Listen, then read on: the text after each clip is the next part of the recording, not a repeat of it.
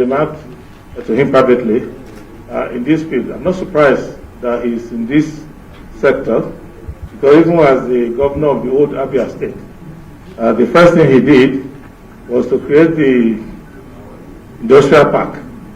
In those days, he's always been interested in innovation.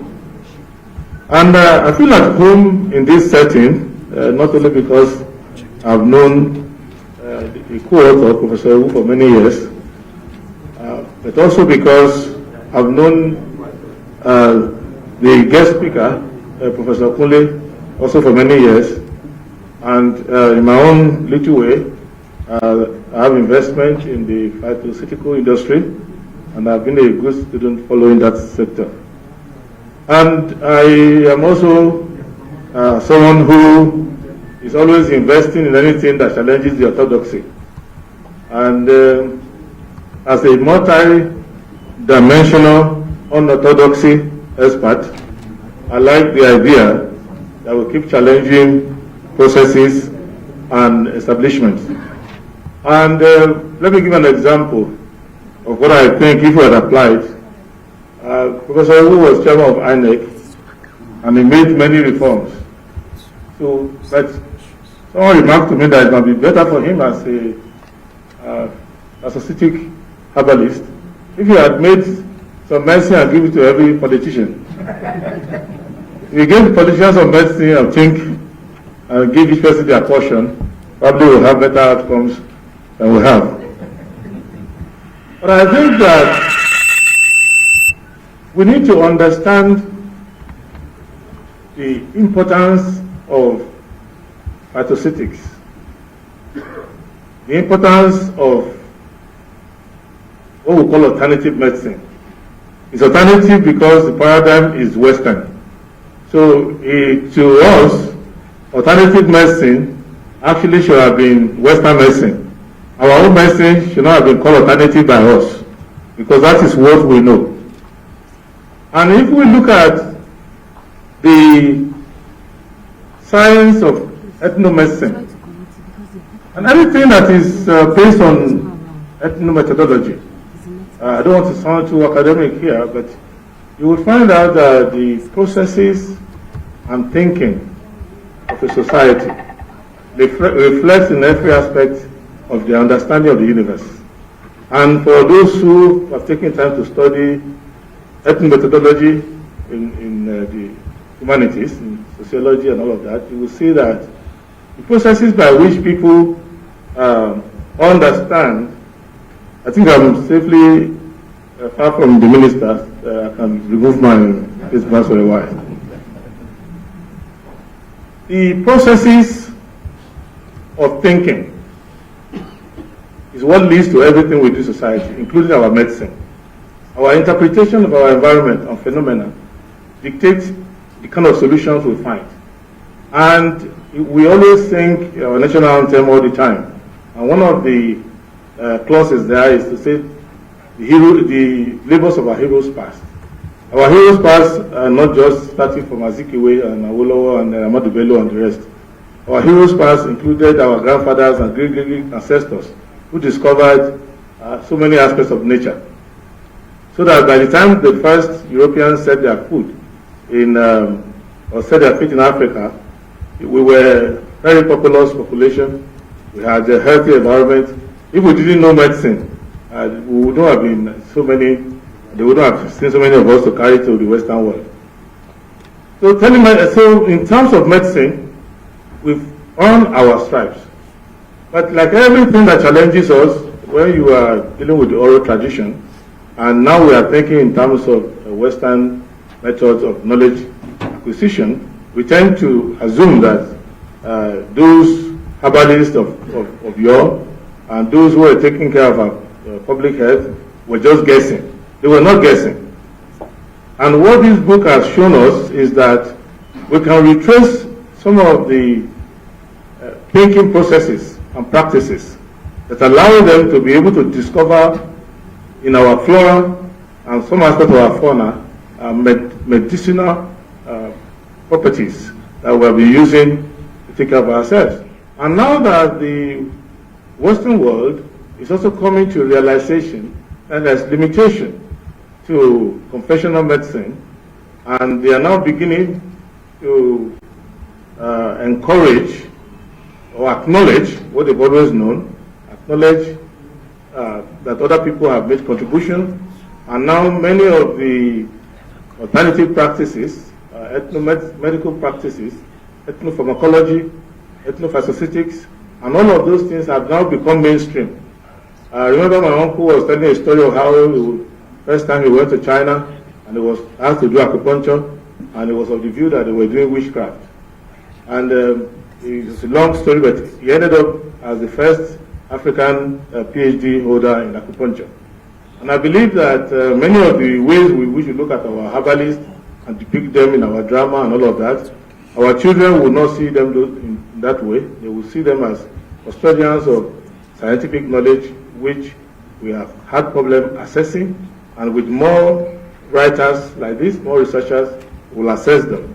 But for someone like me whose interest goes beyond just medicine, who thinks in terms of development, I see this as a major development, because if you are able to understand your natural resources, and plants is a major aspect of our natural resources, not just plants that have decayed and become oil, plants that are in their natural state. There are billions of dollars trapped inside the molecules of all these plants that you see. And all we need to do is just to systematize our interaction with them and our application of them. What it will mean is that first we have a healthy society, in that we become self-sufficient. And if we had listened to people like Professor Iwu and the author, all the vaccines and everything were carrying up and down and looking helpless like 2 years ago when COVID came, we will have looked inward and will have found solutions to them. I looked inward. I gave a lot of money to Professor Iwu because I was buying his products, and I gave it to so many people, and there are many anecdotal and other proofs that these things actually work.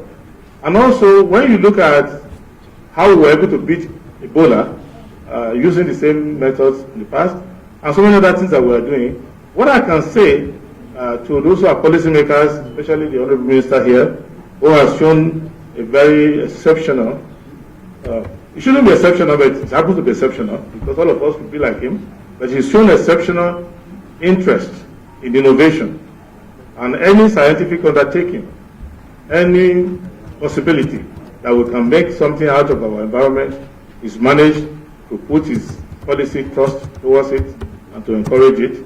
And I hope that as we go into some transition, that we'll have food and medicine, so that we start to eat healthy, eat according to our nature before we become ill. And when we are ill, we resort to natural curative properties.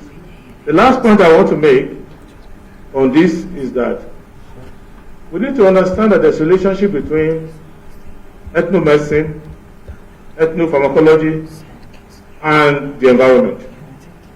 Because you have to have healthy flora, biodiversity, to be able to sustain research and input into the aspect of ethnomedicine.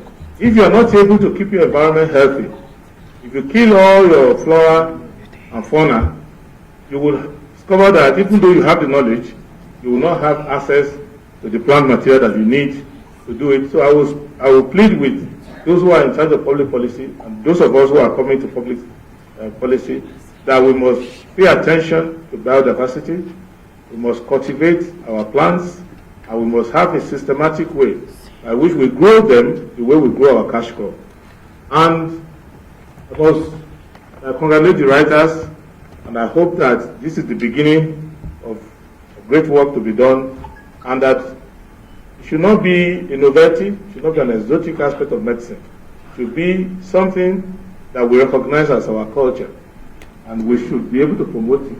Because science and technology will not be sustainable in the society until they fuse into the culture, the mainstream culture of that country. And that's why I would expect that anyone who wants to look at medicine wellness, health practices should go and understand the concept of ethnomethodology. Thank you very much.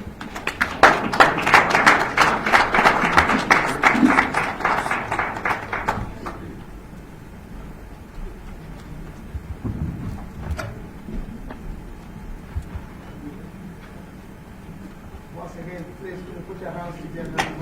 Chairman, he did not speak like a visitor. He's a practitioner. He's a compassionate, unrepentant, natural health practitioner. In other words, by the time, God willing, he takes the presidency and then becomes the president of this country, he will make every Nigerian a herbalist. You're welcome, sir. It's my pleasure to let you know that a former senator of the Federal Republic of Nigeria, distinguished Senator Ugochukwu Uba, is here with us. You're welcome, sir, Senator. We also know that the former PA and to the Chief of Staff and the former President of Nigeria, who is our brother here, Brother Godwin Osagbeme, is also here with us. You're welcome, sir. We have Dr. Okujago, a former banker and a director, the immediate past Director General and Chief Executive of Nigeria's Natural Medicine Development Agency. You're welcome, Doctor. We also have Professor Elijah Sukumba, Director, Bioresources Development Group. You're welcome, sir. Achilles Uchebu is also in the house. You're welcome, sir. And we have His Excellency Ambassador Professor Dr. Bade Adewale. He's also here. You're welcome, sir. Please, could you come close to the front here, sir? Prof, please come in. And then we have Professor McDonald Idu, the Professor of Phytomedicine. Prof, please come over. All the professors, you're welcome.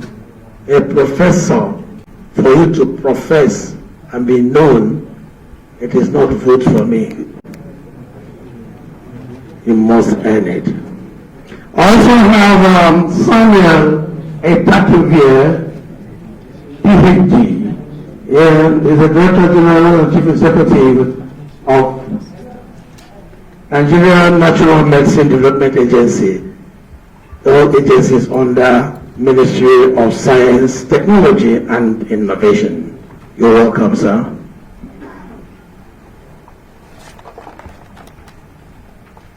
I have Chief Chris Anokam, the MD GNC Engineering. Chief Anokam, you're welcome, sir. God bless you. Chief Dr. Amos Gizo is also here with us.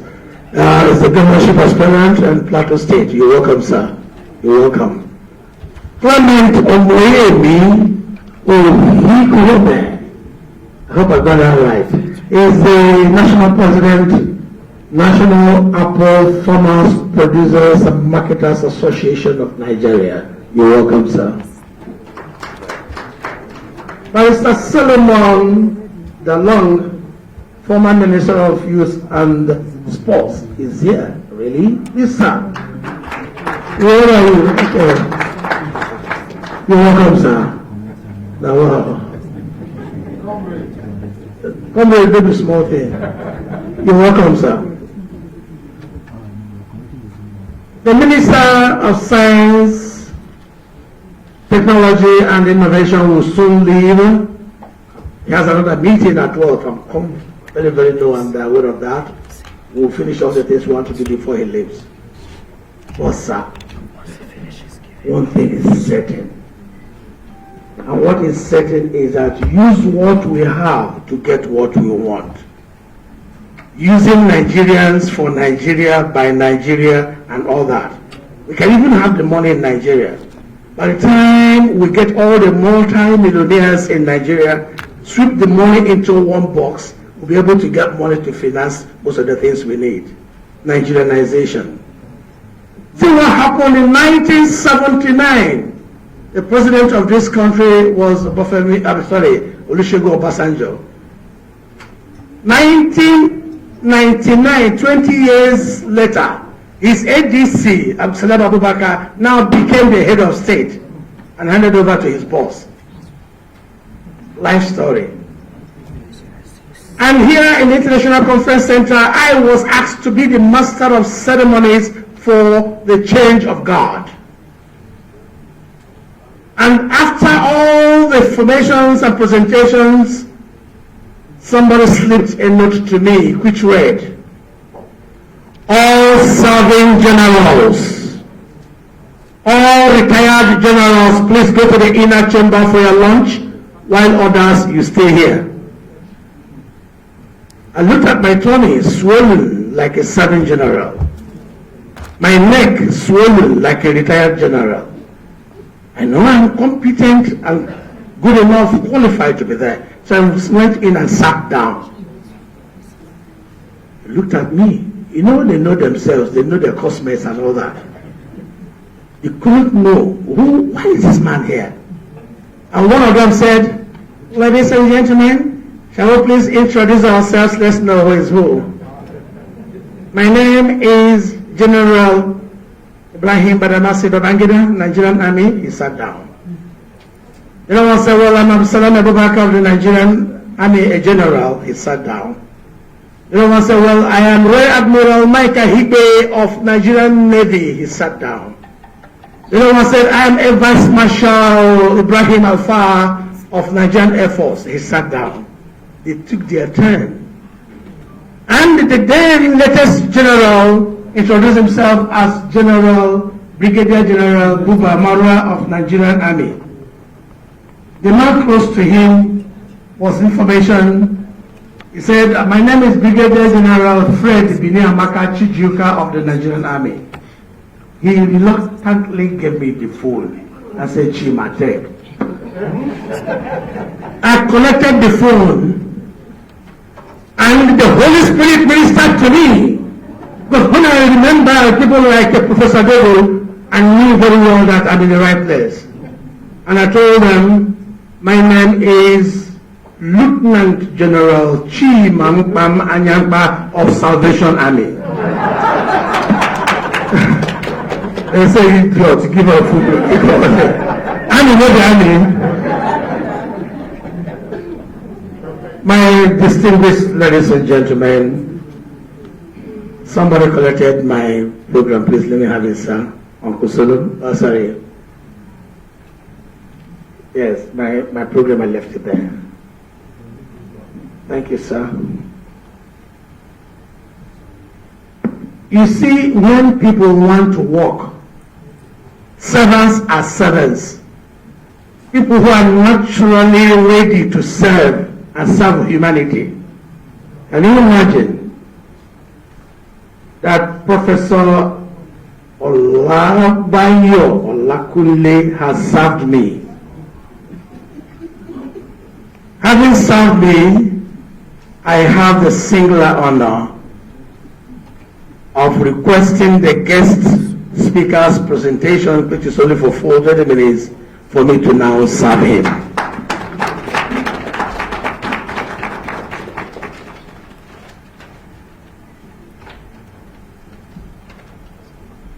The Honorable Minister of Science, Technology and Innovation, Dr. Obunaya Onu. Let me start by thanking you for having lent your weight and star power to the science and tech sector of Nigeria for the past 7 years.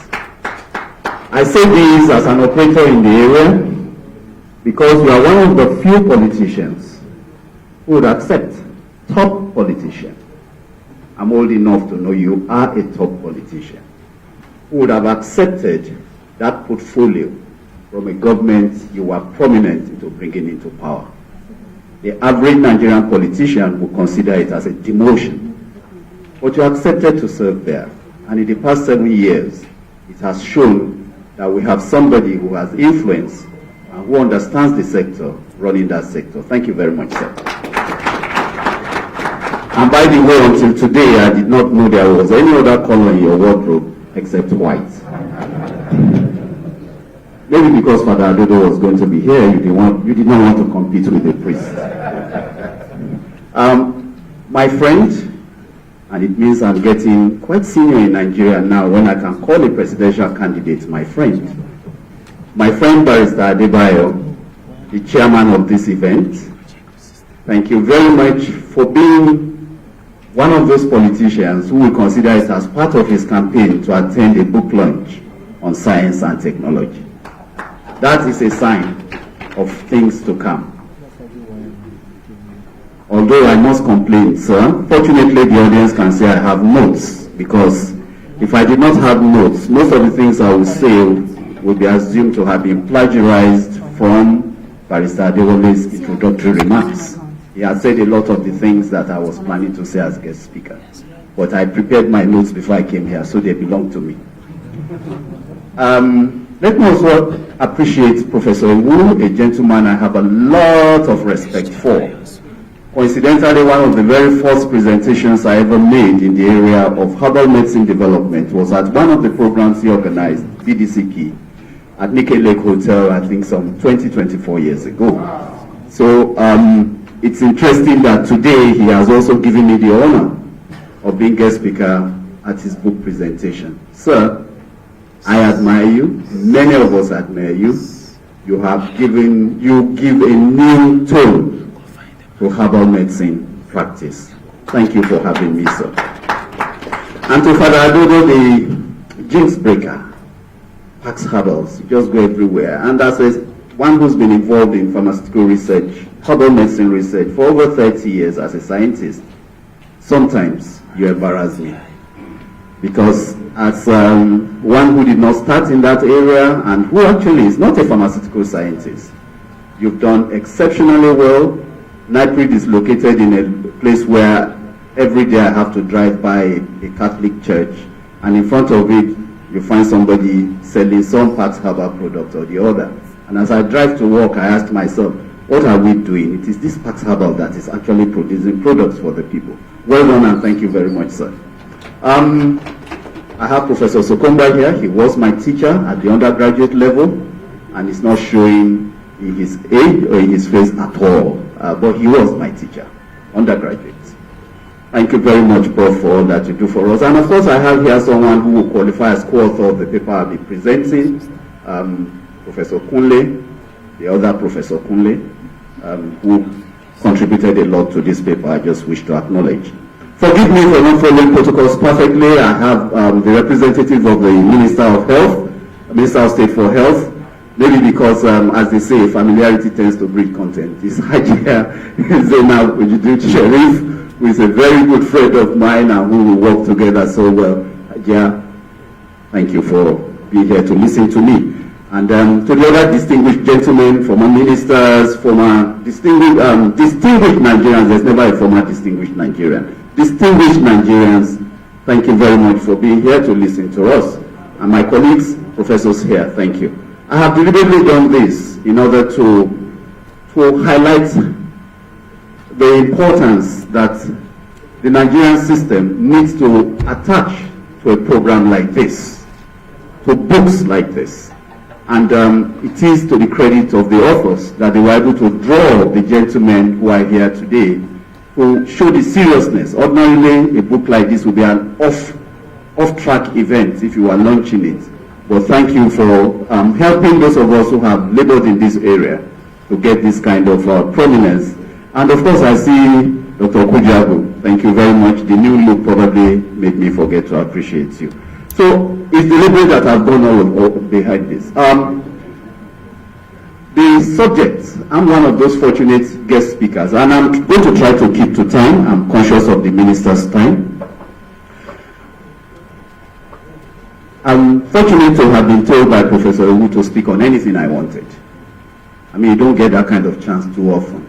And so I decided, thinking of my interactions over the years with Professor Wu, and something that would also lend my now over 30 years of working on the area of herbal medicines. By the way, I think I belong to a very small group of Nigerians, probably not more than 5, 6, who have spent practically 95% of their career working on just herbal medicines.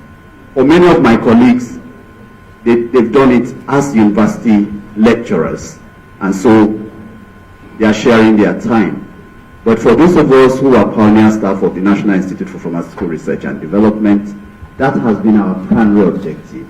So I use this opportunity, rather than present a purely scientific paper, to go over things that, from my experience, we need to address in order to move the whole concept of herbal medicines to the mainstream. And so I decided to title my paper, Mainstreaming Traditional Medicine Practice and Herbal Medicines into Practice and Commerce in our country.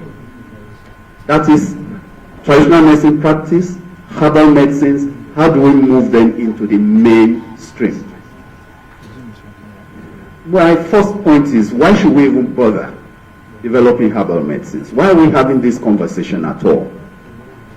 It is because there is poor access to healthcare amongst our people, especially in the rural areas. Government has tried. Over the years, several policies, all kinds of things have been done. But the fact is that there is still poor access to healthcare, especially in the rural areas. Traditional medicine is available and accessible to these people who do not have access to conventional medicine.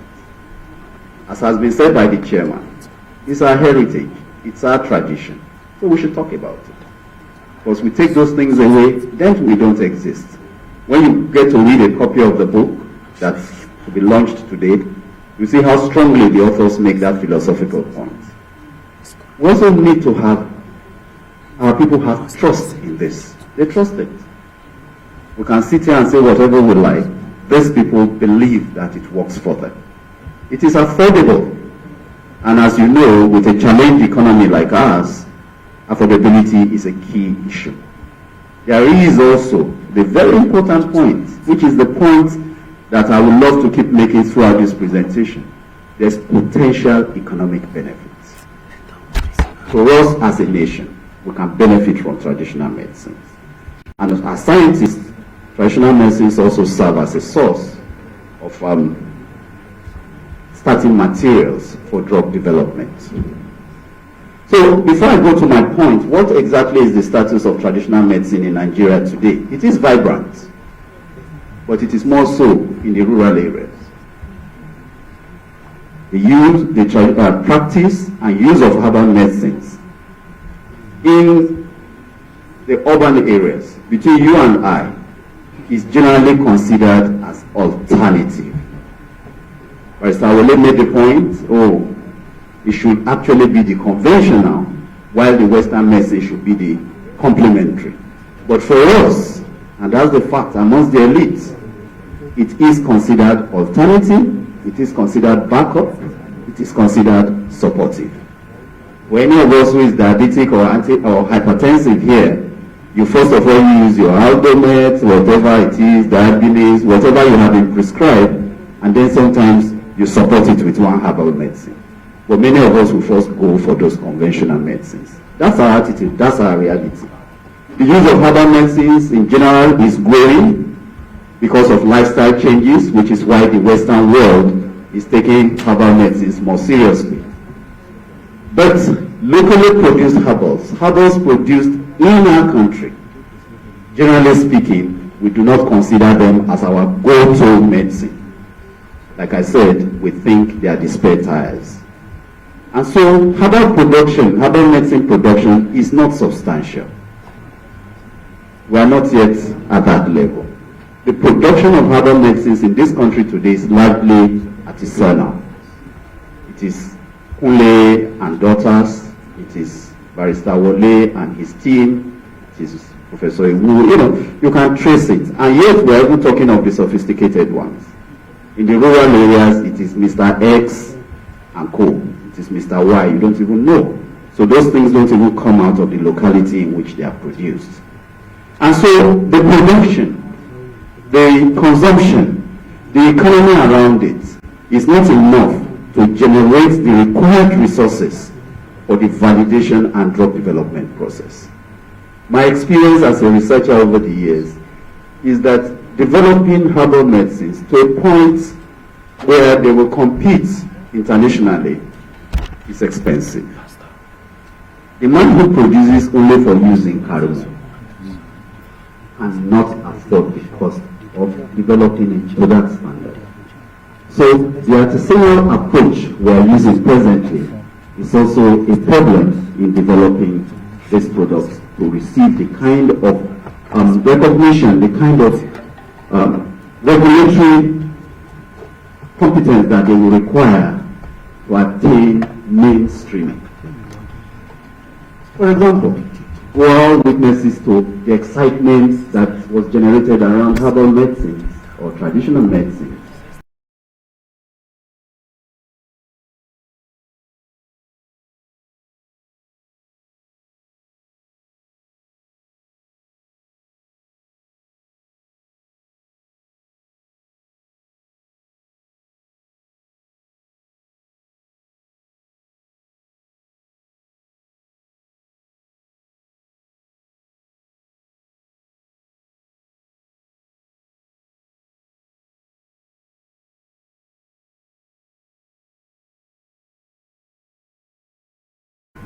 My decades of experience make clear to me.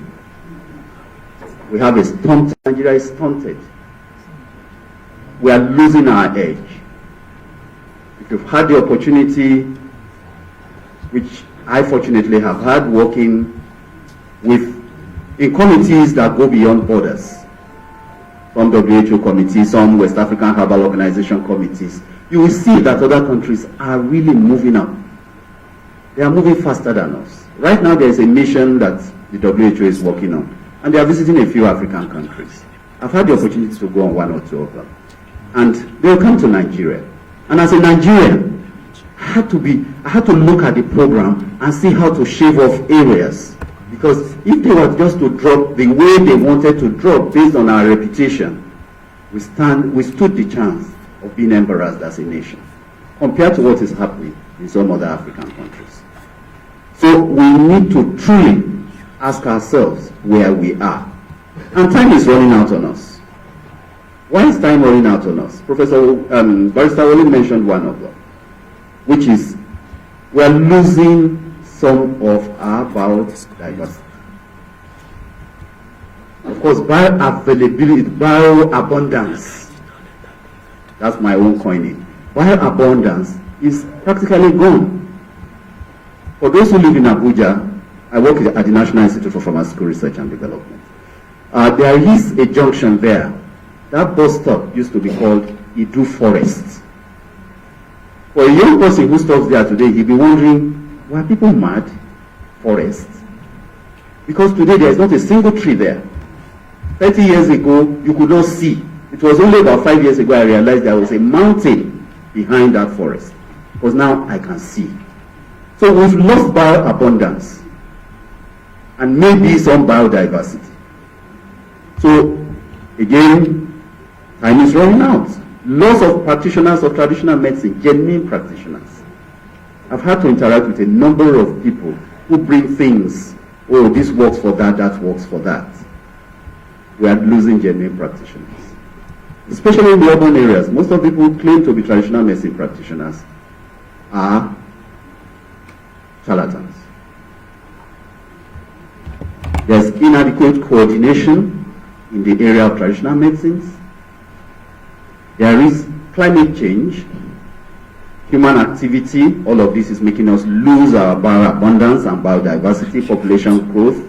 Of course, the places I told you in Idu that have lost the forest, what's there now? Houses. Used to be illegal houses, now they are proper houses, estates. People are cutting the trees to make firewood and all of those.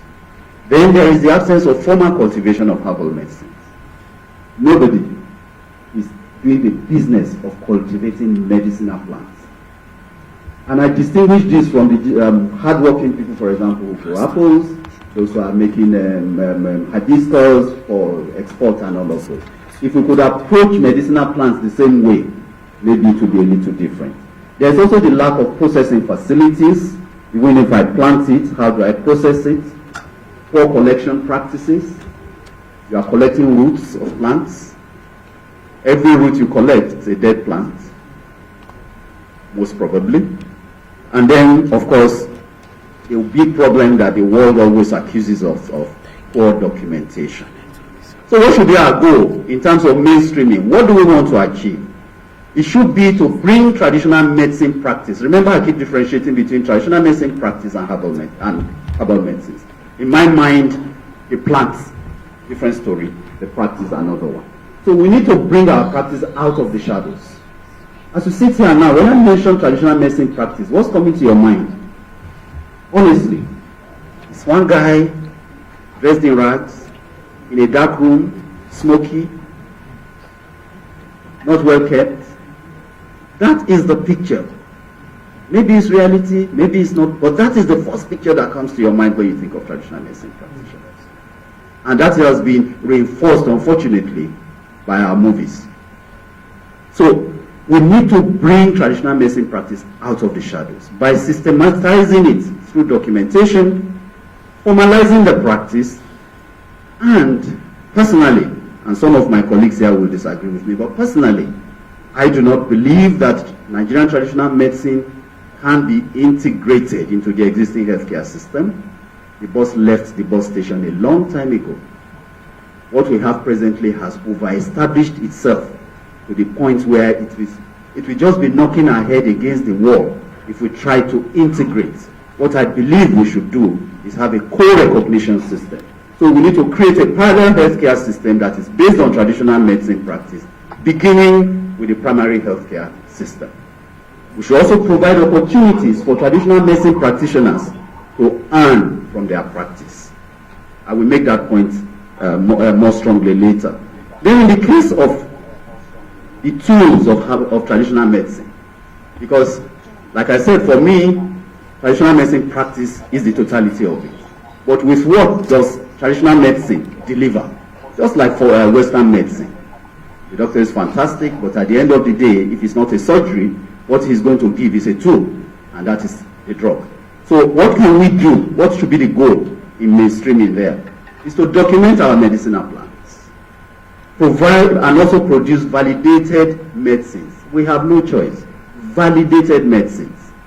Like one newspaper article I wrote, which was published on in Barrister Wally's newspaper a year or two ago.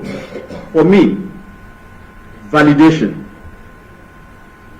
cannot be avoided. Passion and patriotism will not do it. It works, it works, it works, it works. That is passion. That is what works in church. That's faith. You cannot transfer your faith to me. Patriotism, it is our people, it is from our plants. Fine for you. You cannot document those things.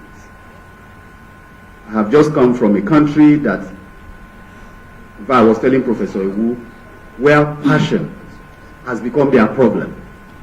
Political will was too much for traditional medicine, and it has become a problem today.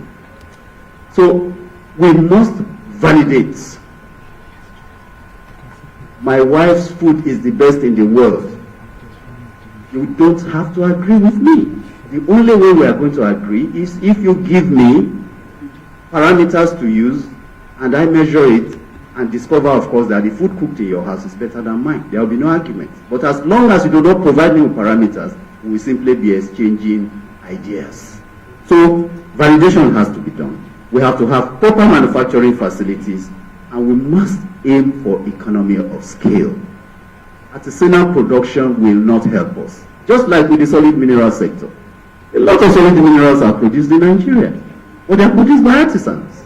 And so we cannot get value for it. They are smuggled. You can't measure. You can't tax. So we must get scale. We must scale up our production. So what are our opportunities as a country? What do we want? What gives us the right to even think we should be mainstreaming? Yes, biodiversity. We still have biodiversity. We're a fortunate country. But like I said, it's a race against time. We have history of use. So we can move. We can jump steps. Even the WHO, for example, agrees we do not have to do all the phases because we have history of use. We have population. I mean, when you hear the population of some countries, you just want to laugh. When you step out of Nigeria, you really feel tall, you know. 200 million people. So even if we just produce for ourselves, we'll be doing something. Then there's the cultural acceptability, and there's some degree of documentation. We do have some documentation of our herbal medicines, and there's a vibrant research community. We also have experience in clinical testing of herbals in the African region. And I proudly talk of Niprisan, the sickle cell medicine developed by the National Institute for Pharmaceutical Research, was the first herbal medicine to be taken through a clinical trial.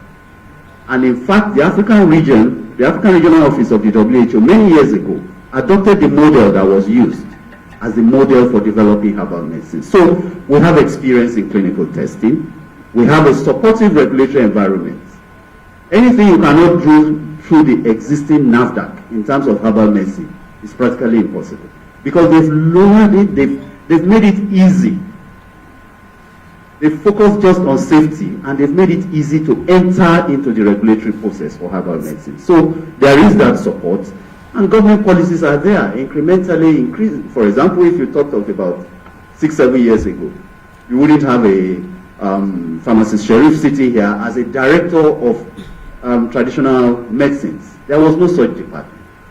But to show government commitment, we have that. So we do have that, and we have a handful of traditional medicine practitioners who are not in smoky rooms, who are not poorly dressed, who are committed, who give a fine face to that traditional medicine practice.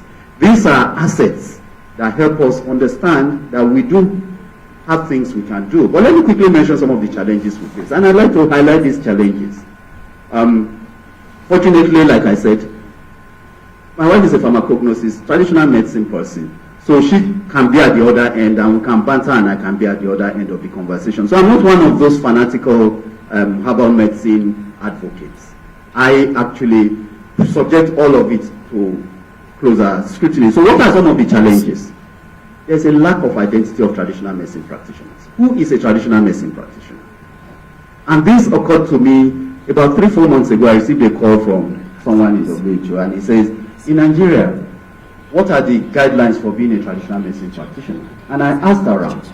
Maybe the director will eventually provide some, but there is nothing documented defining a traditional medicine practitioner in Nigeria.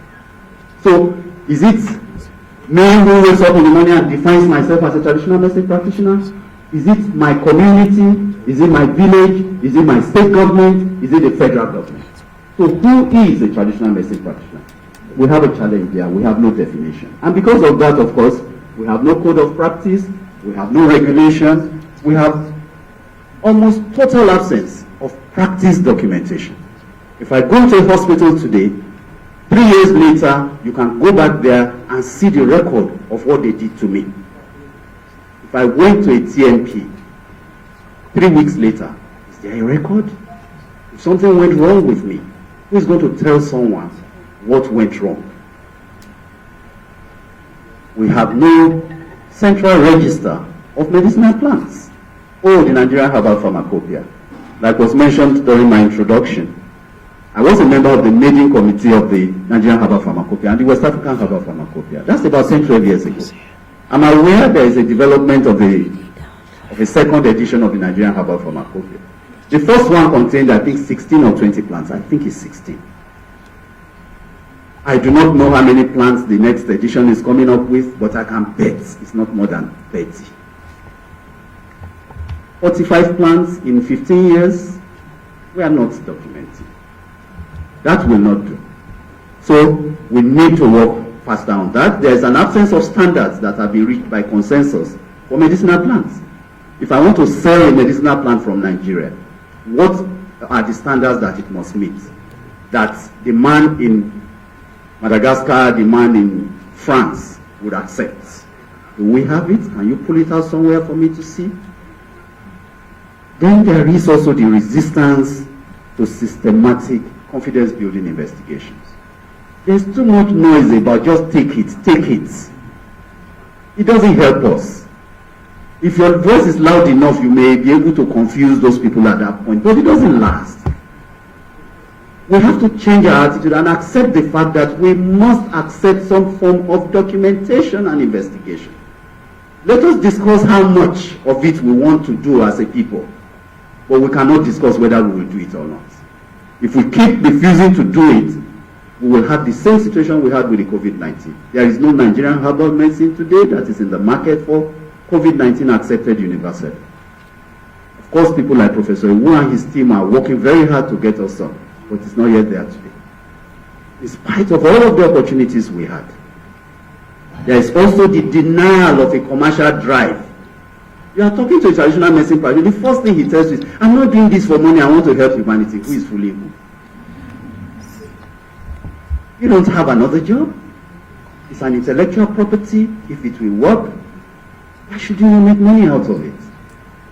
So let us stop denying a commercial motive. And because we deny a commercial motive, there is no business strategy. And that's what causes conflict. You bring it to me, Professor Kunle, I have this thing, it works for COVID-19. And I'm just doing it for God. In fact, it's God that revealed it to me. Then I collect it. Then, typical of research, it takes me 3-4 years. The next thing you go around town, Professor Kunle is probably stealing my idea. That's why the result has not come. He has probably registered with WHO. Because right from the word go, you got it wrong. What you want out of that thing is, yes, true, you want to help humanity, but you want to make money. What's wrong with that? And so when you know you want to make money, before you come to Professor Kunle, stop over at the lawyer's place and get yourself a proper document that will give you peace of mind that Professor Kunle cannot take your property. So we need to stop denying commercial motives. They are there, we know it. Then there is the informal practice. I have mentioned the fragmentation of production, too many little production, so it's not giving us the critical mass. I keep looking at the Honorable Minister and I want to make sure that he does not leave before we are done. Then we need to also, one of our challenges is that the documentation and validation going on now is largely taking place in the universities. Now when an academic is working on something, what is truly his motive? His motive, first and foremost, is self-improvement, self-recognition. He is publishing. He needs to be promoted. He needs to become a professor. That is his drive. And so because of this, you find out that most of our work, in terms of validation and documentation, exists in silos. So Professor this knows this so well, he has worked on so number of plans, but nobody else knows. In fact, there are situations where in the same department, the other professor does not know what the other person is developing. And then you also find out that most of the work is preliminary, because you do preliminary studies on neem, you publish. You do preliminary studies on hibiscus, you publish. That's 2 papers. You do another one on Artemisia anna, you publish. That's 3 papers. But for practical purposes, all of these are preliminaries. So that is one of the major challenges we face. So what can we do to mainstream this process? Let me start by mentioning what I think we can do in terms of traditional medicine practice. First, let us give identity to our TMPs. Let's define who a traditional medicine practitioner is. Then we should create a regulatory framework for the practice. I know they may not want to hear this, but we have to regulate. Then let's discuss what kind of regulation, but there must be regulation.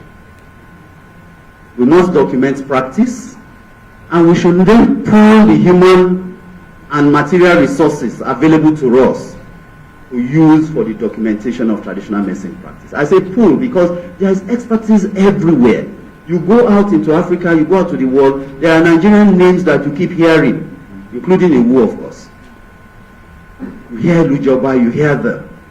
But at home, we've not brought them together to do something that works for us as a people. So we must find a way of pooling our resources.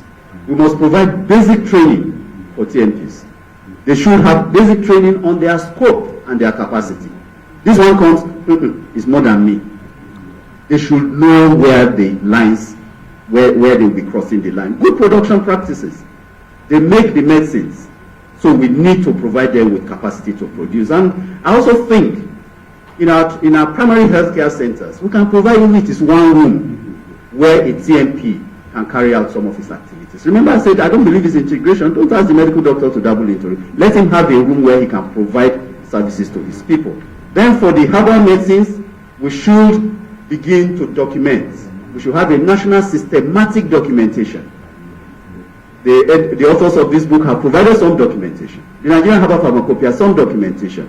Nigerian Natural Medicine Development Agency, some documentation. As a nation, what format do we want our documentation to take? I like the one that I have seen in this book because it combines practice and plant information. We need to find a way of creating that for the country. And then if I work as Ule, if Professor Edu works, let's now put it into that structure so that we have a one place we can go to and ensure that we have the information. The process for that is in my paper. Then we need to set national standards for medicinal plants. I know that the Standard Organization of Nigeria is doing something there. But remember, it is about setting standards. The Standard Organization of Nigeria does not set standards. You can get stakeholders to come together, set these standards, and then regulators like NAFDAC can use. We also need to provide training to our farmers. If, for example, I were to ask today, Dogoyaro, we all talk about it, the neem tree. Is there any way I can go to in Nigeria and collect standardized neem plant material if I want the leaves? Standardized, I said. We need to develop farming in herbal medicines as an industry. Of course, medicinal plants processing facilities should be there. And I believe we should provide access to establish some model herbal pharmaceutical manufacturing facilities which can then be used for contract manufacturing. We should include herbal medicines in our essential drug list as it will give credibility and also allow public funds to be used to procure them. Very important to me, we should have an effective coordinating mechanism, which I think the Ministry of Health is in a position to do, to ensure that the work going on in different universities, different research institutes are aimed at achieving specific government policies. I have my last slide, which is that for mainstreaming to occur, it is possible in this country, and the ingredients required are already in place. In this presentation, I have not mentioned anything that needs fantastic money, that needs setting up any new structure. It should be private sector driven, government encouraged, but private sector driven, and it should be all governments at all levels. We just need to be systematic and stick to a master plan. Finally, let me end with this. We should, as a nation, stop being apologetic about considering traditional medicine practice as a business. We should think of it as a business, but an ethical business. We should also target medicinal plants as sources of revenue, both locally and internationally. If we take this into consideration, in my opinion, we'll be well on our way to mainstreaming these activities to the benefit of our country. Thank you very much, Chair.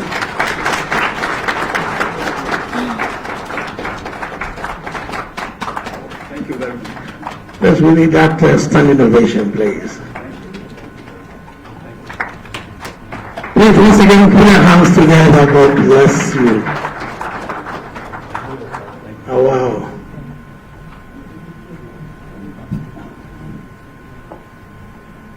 I think it's important that we allow young men who are energetic, who are realistic, who are natural to be the president of Nigeria.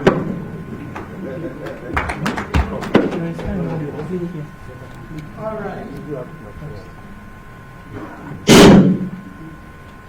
Today is the 22nd day of the second month of the year 2022. 22022022. Since it makes so much sense, I plead with you and crave your indulgence to please allow us adjust this.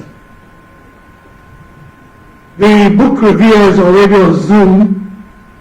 The Vice President of the Federal Republic of Nigeria is in Maiduguri, and that's where the man is. Because of that, he couldn't come. He pleaded we take him on Zoom. He's connected already. But the Minister of Science, Technology and Innovation, who gladly moved his 10 o'clock appointment to 12 to accommodate us, we should honor him too. We are pleaded with the man on Zoom. While he's waiting, the minister will just make his contribution, present the book with us, we sit back, he leaves, and we continue. Those in favor say aye. Aye. Those against, go out. It's on this note that I let you know that Professor Maurice, who also worked with NIMET at some point, and that's the reason the managing director of NIMET, Matthew Azoje, is here. NIMET International Pharmaceuticals PLC, take a bow, sir. Let them see you. Also a young man, can you believe? And they're doing well. Somebody told me, if Nigeria gives Nigerian breweries to manage NNPC, as be another lack, there will be no fuel lack. We also have the same INEC that Professor Iwu came to limelight in Nigerian context is here being represented by one of the directors who left some years ago. Andy Ezane is here. Andy, take a bow. Where are you? I know I saw him. All right. Under this, ladies and gentlemen, I bring in my Oga, my brother, my friend, who decided to be with us as usual, the Honorable Minister of Science, Technology and Innovation, His Excellency Dr. Obenaya Ono, to deliver his message.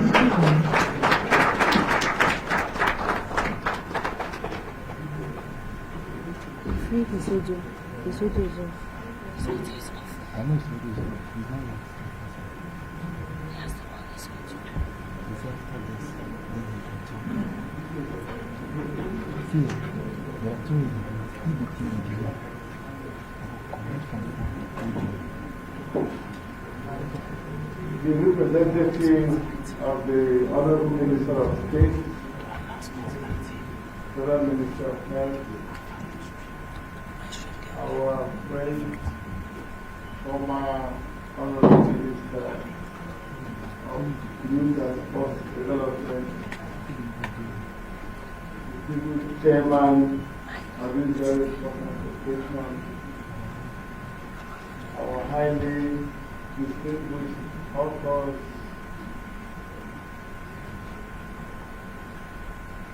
gentlemen of the press, most distinguished ladies and gentlemen. I am very happy to be here to be a part of this group presentation on a topic that is very important, extremely important to our nation.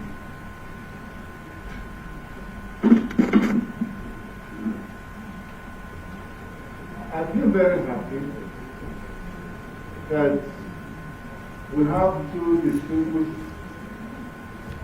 authors who are helping us to look into the past and find out that our ancestors made very tremendous contributions towards civilization. And those contributions which we abandoned in the past, we have now seen the great need to go back, embrace them, and use them to launch Nigeria to be a leading nation in the world. We can no longer be importing into Nigeria things that we can produce ourselves. If we look at Nigeria by our own geography, we are so blessed. In terms of plants, we have a very wide variety of plants. that have medicinal properties. And these plants can make Nigeria to now be a leader in the world in drug production.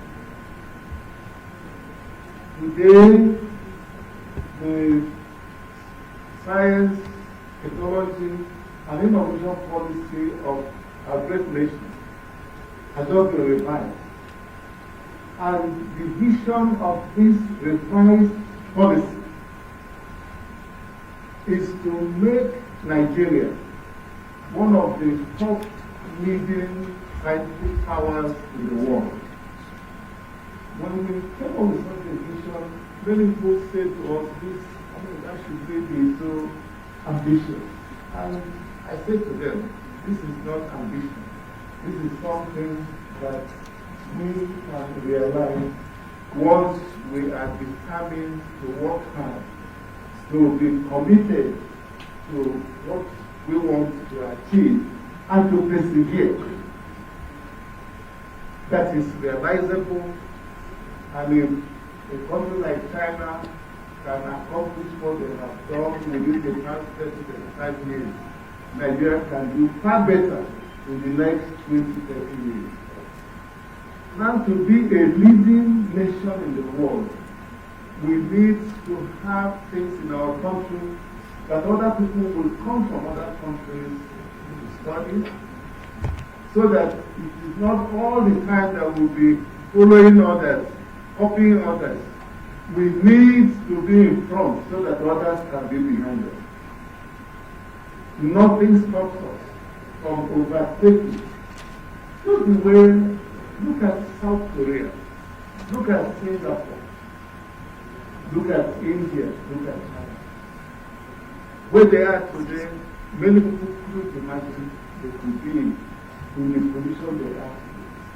So we can overtake, we can narrow this gap that exists between us and the technologically developed countries of the world. We can narrow it, gradually narrow it, and then get to a point where we can overtake it. And I believe very strongly that by understanding our health, our plans, it opens a wonderful opportunity for us to do this. And we are now building a knowledge economy. I am sure from all the projects we introduced here, and my colleague is here, this nation from independence, our economy depended on commodities. At independence, it was agricultural products. We had granules in the north, we had cocoa in the west, and then palm oil in the east. There were some other products. Later, crude petroleum products, crude oil, and natural gas. But all these are commodities. And we can't even determine the prices of these commodities in the international market. The effect was that any time there was a sharp drop in the prices of these materials, commodities in the international market, it adversely affected us. And we entered into recession. And that's why we must turn to the north. The Federal Ministry of Science, Technology and Innovation, in the past 6-7 years, we championed the cause of making sure that our economy no longer will depend entirely on commodities, but now depend on knowledge and innovation. And this is exactly what is being done here. We have two of our writers who have put together healing plants in our country. We now know that in our forests, we can now find a cure for many of the illnesses, sicknesses that people thought were incurable. We now know that. At the Nigerian Natural Medicine Department, I'm very happy that the Director General Chief Executive Officer is here. We said to them prostate cancer is the #1 killer for males as far as cancer is concerned in Nigeria. Breast cancer is the #1 killer for our women as far as cancer, head of cancer is concerned. Director General, Chief Executive Officer, make sure that you go in and look for how you can find cure using our natural products for these two cancers. I am very happy that we have now gotten to the level that we can announce to the world that we have found the cure. But I can tell you, and you must be proud to be Nigerians, that we have very encouraging results from the work that is being done in the NMMDA. We respect the big cancer. That's why I'm so happy as the guest speaker was speaking. I said, yes, this is why I have always had so much faith in our great nation. I tell our young people, never ever think, never ever have any doubt about the future of Nigeria.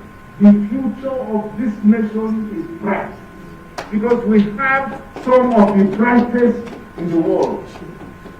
I tell you frankly, if you travel around the world, the Americans know that Nigerians are brilliant. Forget this. The Chinese, they know. The Germans, they know. The British, they know. Because Nigerian students study in their top universities and they do very well. They work in their top research institutes and they do very well. Now, if our people can do well outside, why can't we get them? And that's why we're bringing our people in the national. We're calling on them to return home and let us all join hands.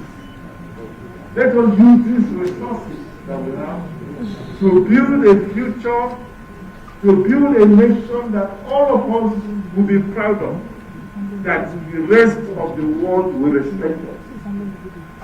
And I tell you frankly, within the Federal Ministry of Science, not minding the problems with resources, but we have managed the little resources we have in a way that today, many of the problems that the hospital enumerated here, we've been addressing them.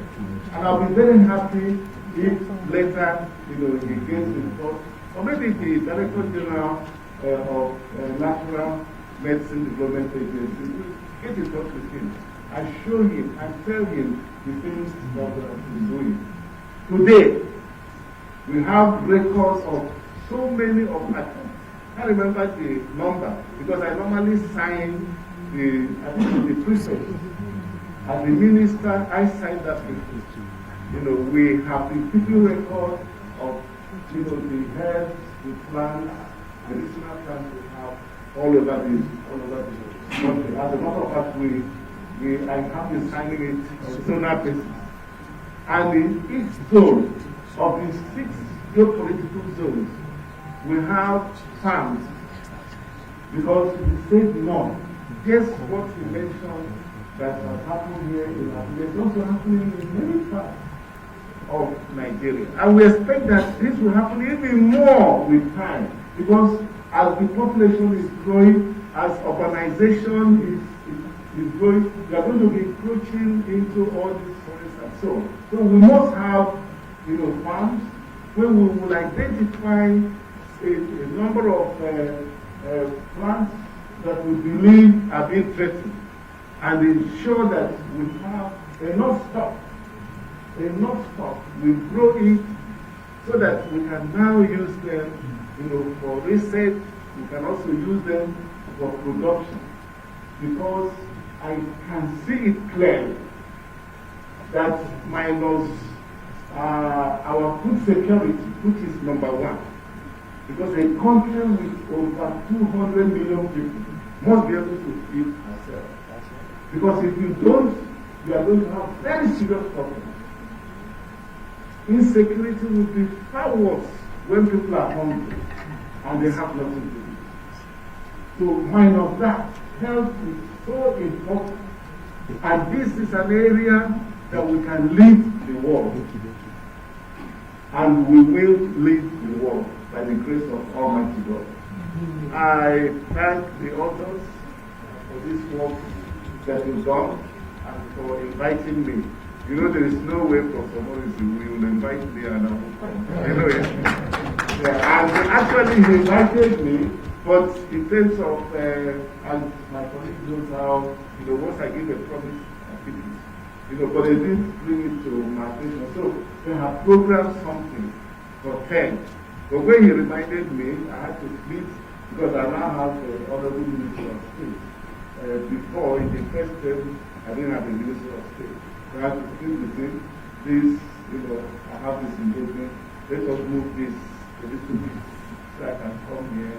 And so otherwise, I would have loved to be here to listen to all these speeches, lectures, because they are very nice. They are very nice. And it shows everyone clearly that this is a great nation that will accomplish great things for the good of humanity. May God bless our dear nation.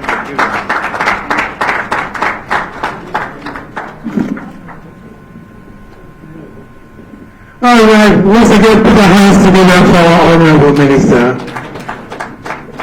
He kept to his time. I told you he keeps to time because of 12 o'clock he is running to meet up there.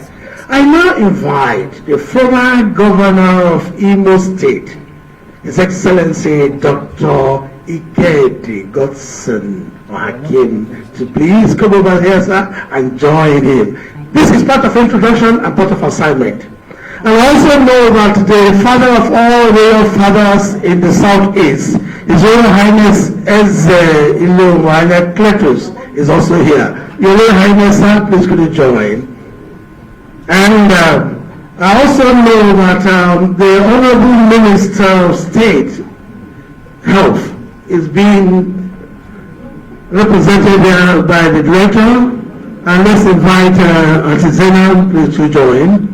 Well, the chairman of the occasion has the utmost right to be there. I invite the guest speaker, Professor Kunle, to join. Of course, the former Minister of Youth and Sports will be there. Hi, Chimampam, see me, directing former, present, and future. Now, the way we'll go. The way we go. Have you seen that Nigeria is the only young-looking one is my guest speaker? It is only in Nigeria a 65-year-old man is the leader of youth.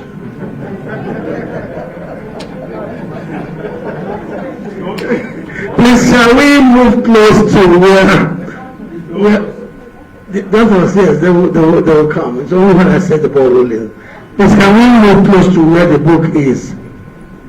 This place is, because that's what we're inviting. Now invite Reverend Dr. Yes, I told him to come. The Professor will join.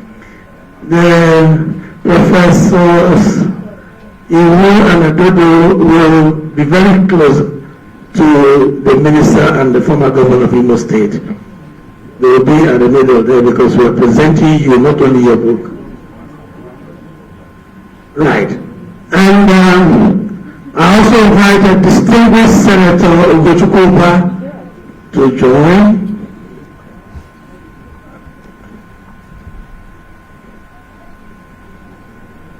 And I have only one lady.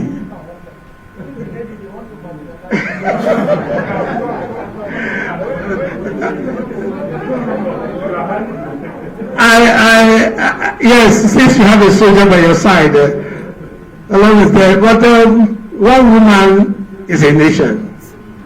Only one woman is a nation. So we represent you, ma. Now, with the powers conferred on me as a traditionalist, with the powers conferred on me as the master master of ceremonies and somebody who can conjure. As a Catholic, remove your mask. No COVID will catch you for families, so that we can see the faces of Nigerians who will do this. Now the microphone goes to the Honorable Minister of Science, Technology and Innovation.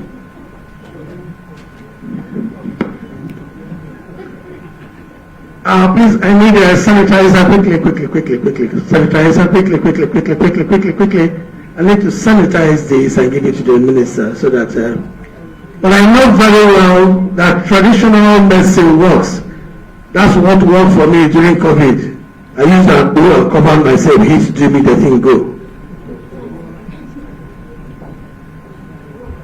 Sanitizer quickly. Let me have it. Go behind there. Oh yeah.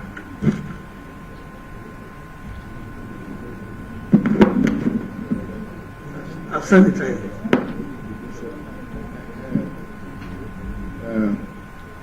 It is with happiness that this one is that I now unveil this wonderful book. But before then, everybody should have one.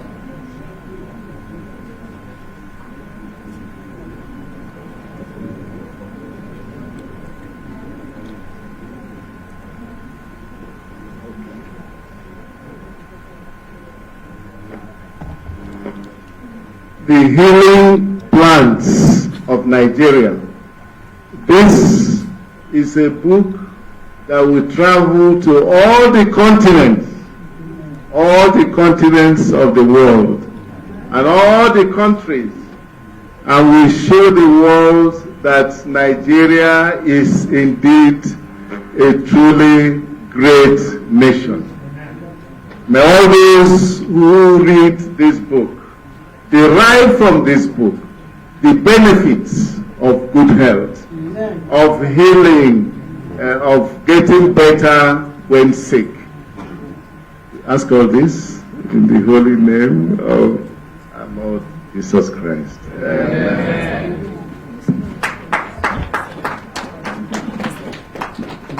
Now, I know very well that my Honorable Minister will leave in the next 30 seconds. And I'm sure you're here with the Director of Finance. Did he come? I don't. All right. So I also know that His Excellency Ambassador A.D. Onoha is also here. Sir, please come and take one, because it's important since you're in the foreign mission. Come and take one copy here and then snap with them, sir. Sorry, sir. It's important, very, very important. It's an oversight, but I think I have to correct it. Come closer. Your Excellency, please come over. Just take one copy, and then as it walks close to... Yeah, come close here, sir. Come there. Now the book is presented to the public. Okay, the Nimet MD, please come. The youngest, one of the youngest. That's why Nimet is doing well. Young men are there. No answers with them. All right, presentations are made and the book is presented to the public. Please go and read. And in case you want to leave for any reason at all, we have book stands outside, and the cover price is less than 30,000. Less than 50,000, about 30 and above. You can fill the form and get that. And then those drugs, natural drugs, are there on display. High BP, prostate, breast cancer, COVID-19, and all that. Even hunger, the one that will make you not hungry again, they're all there. And the book is presented. It is on that we'll now get the book reviewer to tell us what the book is all about. Please be seated. God bless you. The book reviewer is on Zoom. is on Zoom. That's disconnected. Is on Zoom.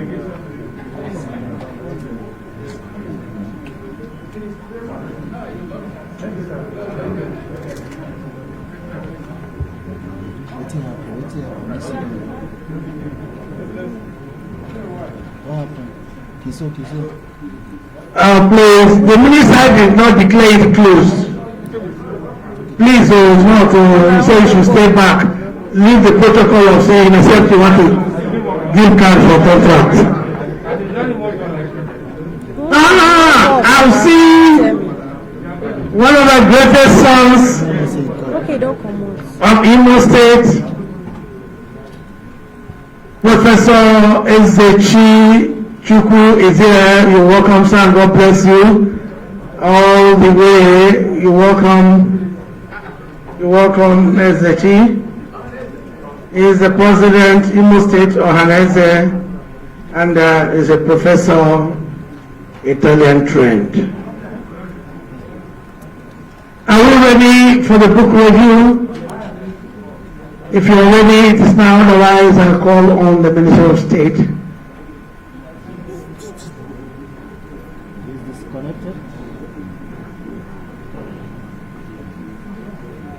Our own Vice President of Federal Republic of Nigeria, Professor Oshibanjo, is in Maiduguri, Oshibanjo GCON, and that's the reason book reviewer couldn't come, because he's playing an important part on that visit. But he can take some 5 minutes off from there. But if you cannot get that before you go, just get the book. The book has everything. The book will tell you how the syrups, shrubs, plants, roots can help you. There is one I saw in that book, I marvel. They say if you take that, it will not affect your heart, and you'll be a man well. It's in that place for those of you who are getting old. Right. Maybe me right, I was in the book. It's my pleasure, distinguished ladies and gentlemen, while we keep in joyful hope for the coming of thy book reviewer, I now invite my Honorable Minister State for Health, Dr. Olayinbe Mamora, ably represented by Dr. Sherifat, now present the goodwill message. Madam.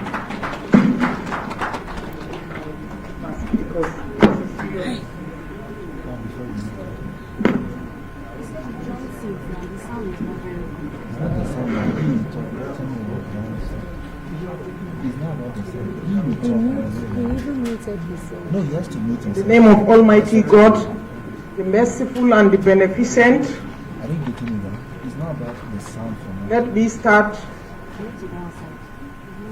by recognizing distinguished guests present, the Honorable Minister of Science and Technology and Innovation in absentia, past ministers here present. When I see the minister, former Minister of Sports, you can see he's really a comrade, sir.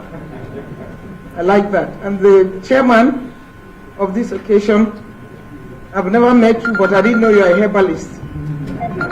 From the way you were talking, one can predict. I've been told former governors here present, please, I especially recognize you as those who have worked for the benefit and development of Nigeria. There are heads of institutions past.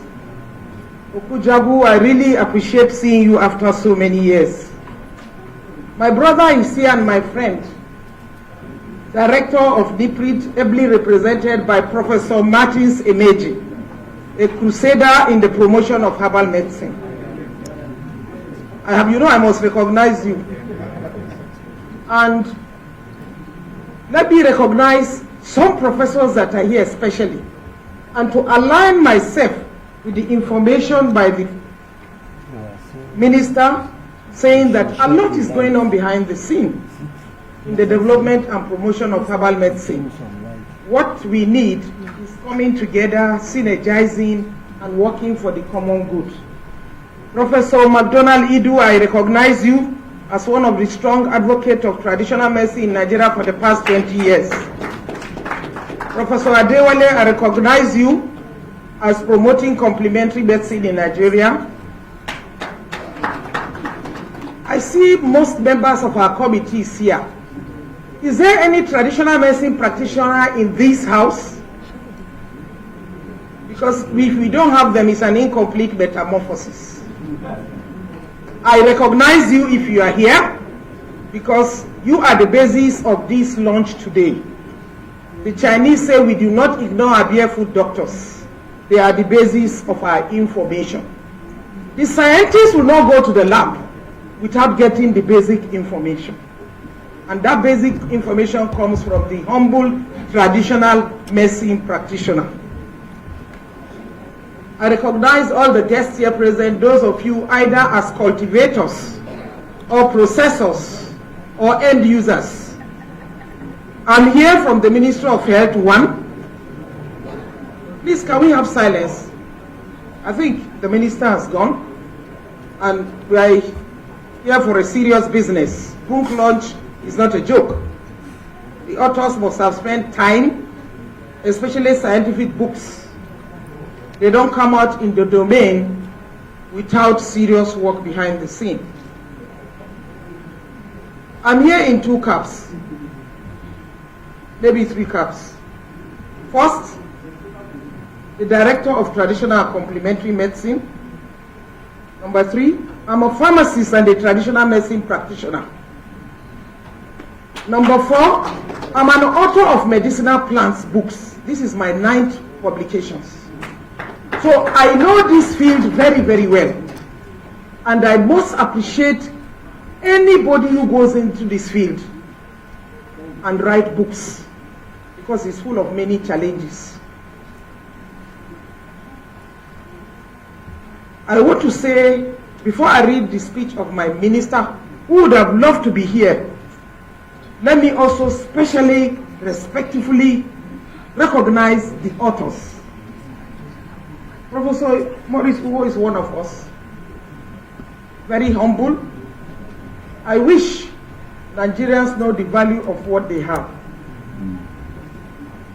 If they know the value of what they have, they will really invest and support in it before the time comes. Why am I saying this? I'm full of emotions, sorry about that. When you see Professor Wu, you only think of him as INEC man. No. It's beyond that. For those of us who have been in this field for more than 10, 20 years, when nobody listened to us, Professor Wu was in the forefront. I want to appreciate you, and I pray that Almighty God will continue to give you good health and strength. Amen. We shall surely reach the promised land. Amen. And you know, when a father goes into herbal medicine, they begin to say the man is Babalao. When you read the origin of medicine, be it orthodox or whatever it is, it started with the priests and the monks.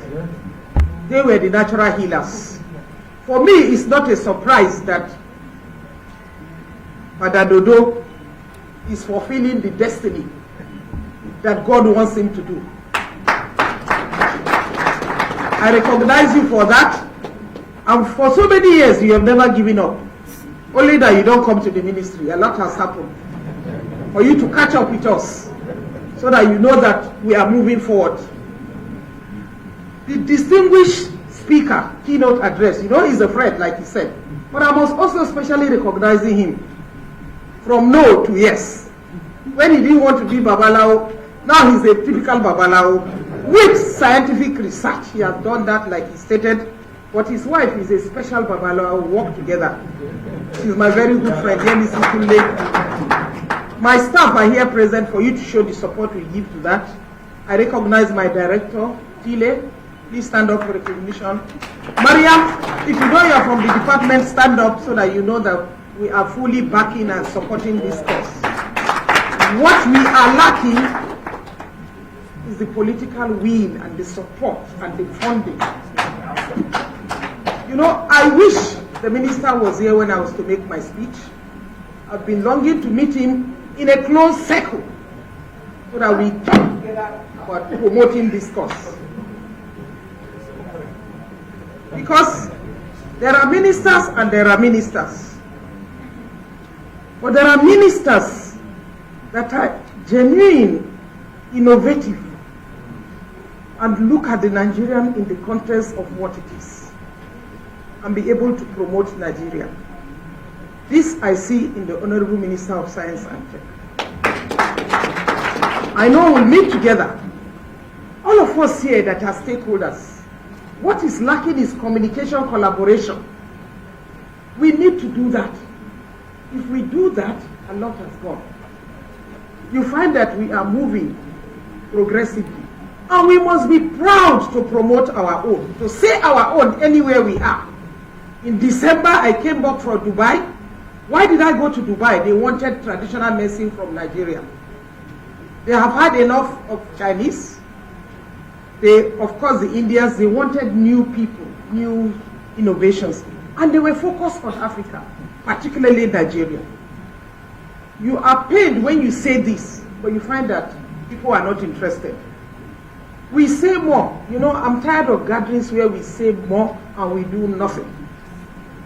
When we gather like this, we remember traditional medicine is inherited by our grandfather, isn't it? We remember we took Agbo. Then what happens after that? I would want to see where we can have special interventions in the area of traditional and herbal medicine. He has talked about the practice. I am an advocate of the practices in the sense, when you talk about your traditional food, you don't say it's bad. When you talk about your traditional dance, you don't say it's bad. But when you talk about your traditional medicine, you say it's bad. Is that sense? Is that sense? So, for us that have gone to school, we need to go and understand what the traditional scientists are saying and add value to it. Kwame Nkrumah, the great African leader, said the weapons of our philosophy must be based on the environment and the living conditions of our people. And it is from this philosophy our intellectual reasoning should be based. Am I wearing a winter coat? No. I'm a Nigerian. The weather of Nigeria has allowed me to dress well. So why don't you use your knowledge and come and domesticate it for the benefit of your people? This is what the Chinese have done. This is what the Indians have done. We are quick to quote them.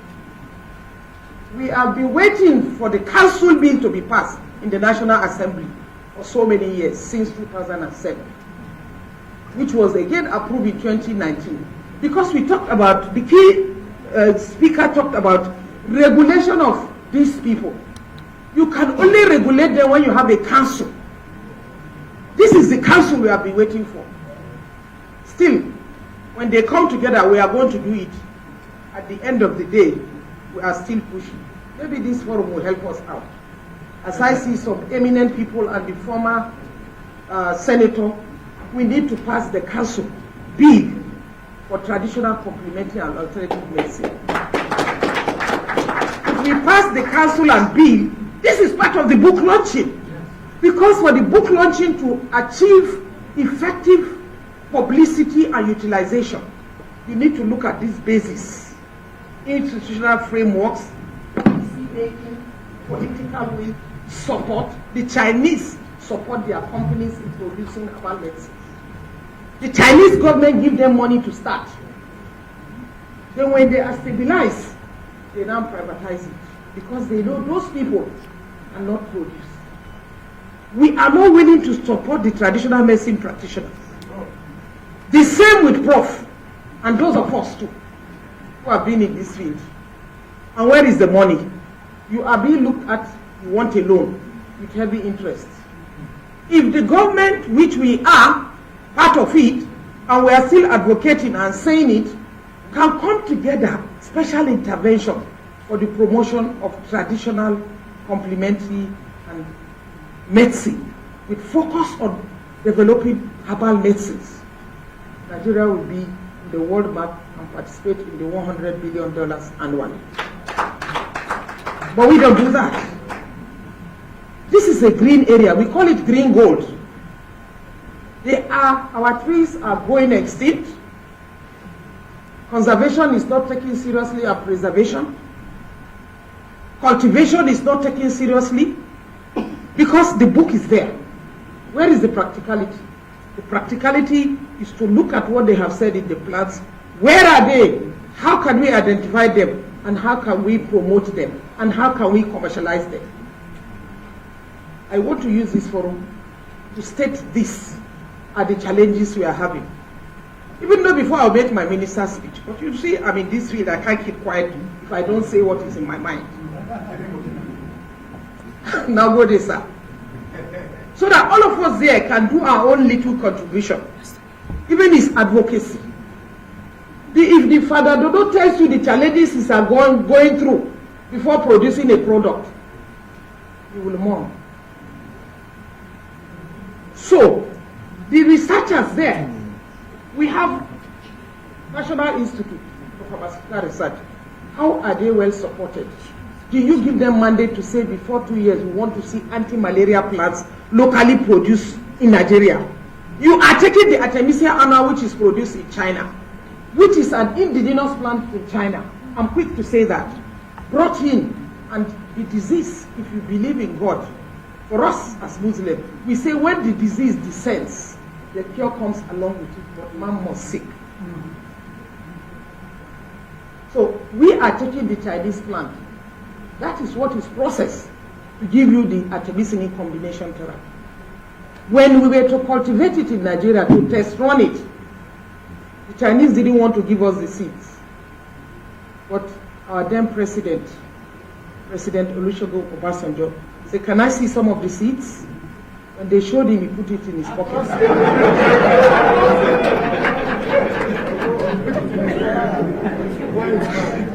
The rest is history. He brought it here. We test-run it. We also started a company to cultivate that Artemisia annua. I was in charge. We test-run Artemisia annua for 2 years in this part of this country. We test-run in Enugu. We test-run in Abuja. We test-run in Calabar. We test-run in Kano, Gombe. Look, the story is that in Taraba, the thing was growing that you could not believe it. The content we want is artemisinin. Research has been done in NIPRI on it. The artemisinin content we got, for the purpose of completeness, there was a testing lab in France where we took the content to. We were looking for viability of 0.4%. That means if your artemisinin content is 0.4%, that means that plant is commercially viable. So you can look at it as a cash crop. We got 1.62. It's not we that did the test here. It's the French. And we did that previously as history. So, back to the arable land. Because the book is incomplete if you don't talk about value addition to get these products into the market. That is what our focus should be. Is how do we come together? If this agent, you know the challenge we have. I'm talking from the ministry angle and from what my experience have. This person will hold this, he doesn't want this one thing to know. This one is doing his own, he doesn't want this one to know. So you have pockets of things being done without cost to bringing it to the center. So that we now look at what have we achieved? How can we move forward? I think these are the challenges. And I hope by this forum, because I don't want to talk too much, but you do pardon me for saying this? Because it's very important. Because we can go back, if there are people who are interested in commercialization, just which medicinal plant, people have called me, which medicinal plant have potential for market? You must sit down in a group to identify this, so that from A to Z, up to the market, and up to the scientific world. Because my own problem with my colleagues, they will say, Hajia, when we are going to go into pharmaceutical development of drugs, it may take us 10 years. Will your mother who has diabetes wait until 10 years or 20 years? And the Western world will not want you to discover medicine in Africa. So what do? Strategize your own and domesticate your own. Like he said, the Chinese will say, this is our medicine, take it the way you want it or leave it. The Ayurvedic man, the Indian man will say, this is India. I went to train with my colleague who is a pharmacist. He stood up and asked the professor, where is the molecule in this thing? You know what the professor told him? He said, I think you came here to learn from what we are doing. I'm not talking about molecule here. If you want to talk about molecule, then you don't need the training here, go back. We must look at it. How do we make it? If we do it, he said, we all said it, we have 200 million Nigerians. By my own, 200 million Nigerians will not die. Not, you must also focus on international standards, like we said, scientific development. What our objective is, when we are doing this and getting the financial benefits and the health benefits, we can continue the other one that we call the intensive clinical trials, which may take you 10 or 15 years, or development of medicines. Can't we change? The international, I'm not, you know, they argue with me if I'm not saying I'm not for international standards. Did you not start at home? Your mother gave birth to you before you became a family, before you became a community, before you became a nation. Please, pardon me. Let me read my minister's speech. I'm highly delighted to be in your midst today as the guest of honor at this August event, which is the public presentation of the book, Healing Plants of Nigeria, Ethnomedicine and Therapeutic Applications, by Father Anselm Adodo and Professor Maurice M. Iwu. I congratulate the authors and publishers of this rich book. Today's event, in no doubt, marks another step in our country's drive towards promotion of herbal medicine practice.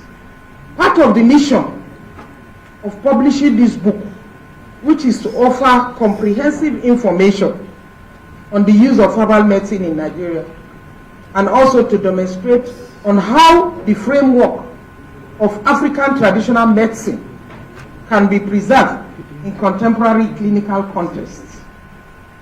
It's also commendable. He said further, it is worthy to note that in March 2021, I witnessed the public presentation of 3 books by a staff of the Federal Ministry of Health, Pharmacist Zainab Ujudu Sharif, with the following titles: Common Medicinal Plants in Nigeria, Medicinal Plants First Aid Kit, the Kitchen Spice Rack, Healing Recipes and Herbal Therapy for Common Ailments. The Federal Ministry of Health commends the genuine efforts of the authors and publishers of this book that are determined to develop and promote local traditional medicine sector in the country through research. We are all aware that the earliest form of healing substances had been traditional medicine, but with the advent of civilization led to modern scientific understanding of diseases and medications. Orthodox medicines have become the main and well-recognized products for the management of diseases in modern health systems. There has been a global resurgence in the use of herbal medicine. This has led to the recognition of traditional complementary and alternative medicine as forms of healthcare delivery system by WHO. It is also estimated that about 80% of the population that live in the rural areas of developing nations rely on herbal medicines for their primary healthcare needs. We said we want to promote primary healthcare. Every day they say we want to promote them. Where is the traditional medicine content in promoting primary healthcare? It's not there, so you cannot and you will not achieve it. The global medicine market size was estimated to be about 100 million, even billion in 2019, and is expected to reach 550 billion by 2030. In Nigeria in particular, through data on traditional medicine practice, It's not readily available, as stated by you. It is obvious that the demand and the use of herbal medicine is rather on the increase, as evidenced by the increasing appearance of herbal products, markets, shops, spa, and clinics in recent times. Nigeria has more than 8,000 species of medicinal plants, natural active pharmaceutical ingredients. We don't have any raw material for pharmaceutical drugs in Nigeria, but I'm glad we only have water. Because we have not supported research. The country is also blessed with over 79 million hectares of arable land. We have not used even up to 25%. In recognition of the importance of herbal medicine sector to the health and economy of this country, the federal government of Nigeria, through the Federal Ministry of Health, established the traditional complementary and alternative medicine to ensure speedy development, promotion, and commercialization of herbal medicine. What are we doing currently? It is important to note. We have created a database for traditional medicine practitioners in Nigeria. We have now created a database, identified them. We have had a template of forms which we give to them. Training of traditional medicine practitioners is currently going. Development is going. Review of the policy is currently going. Development of protocols for evaluation of herbal medicine, where we brought different people together from different university and world of practice.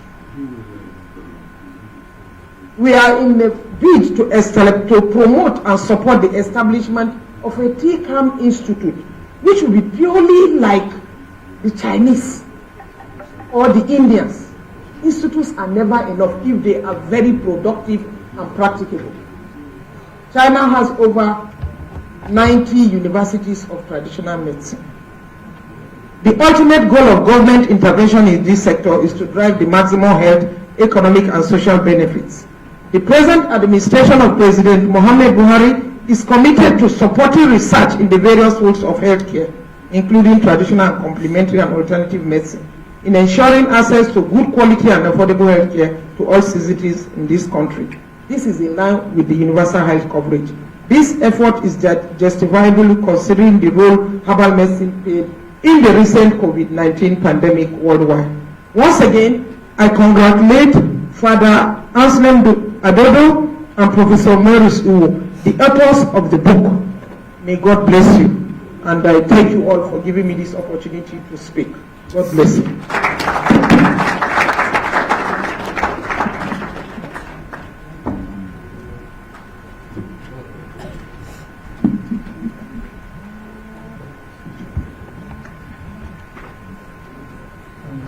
Madam, thank you very much. Once again, distinguished ladies and gentlemen, put your hands together for former Says Sharif. Wonderful presentation and a passionate one that I even love so much. When next you want to go to China, let me know. I will bring Joko walking in my village. You just raise his hand that the president will be in your house. But that's voodoo anyway. All right, we have gotten in touch with the book review. It's been a very serious technological challenge. But before I tell you what has happened, I can tell you that the former Commissioner for Finance in Imo State, Chukwuemeka Chuks, is here with us. Please, I salute you, sir. You're welcome, sir. God bless you. And of course, I've told you that the former, His Excellency Ambassador Ethnomedicine is here. I salute you once again, sir. You're welcome. We're talking about our own. We're talking about making things work in Nigeria. May God help us. May God help us. So, otherwise, how would a young man wake up in the morning, go into the street of a listed plant in Nigeria, take his food, take bread and eat them, all in the name of money? Is that voodoo? Is that prayer? Is that, where did we get there? Some people, when you go on your road, somebody will block you somewhere, collect everything you have, take you to the village, collect the money, beat you and kill you. Has gone out of sight. he told us that the Vice President has arrived, but he has sent his text. And is requesting that his representative, Professor Elijah Sokumba, should present it on his behalf. Prof, please, could you come forward and try as much as you can. Put your hands together for Professor Sokumba, please. Where is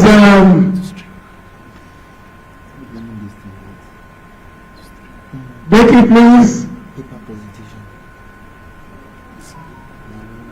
He should have sent it to my WhatsApp. Becky, bring the text, please.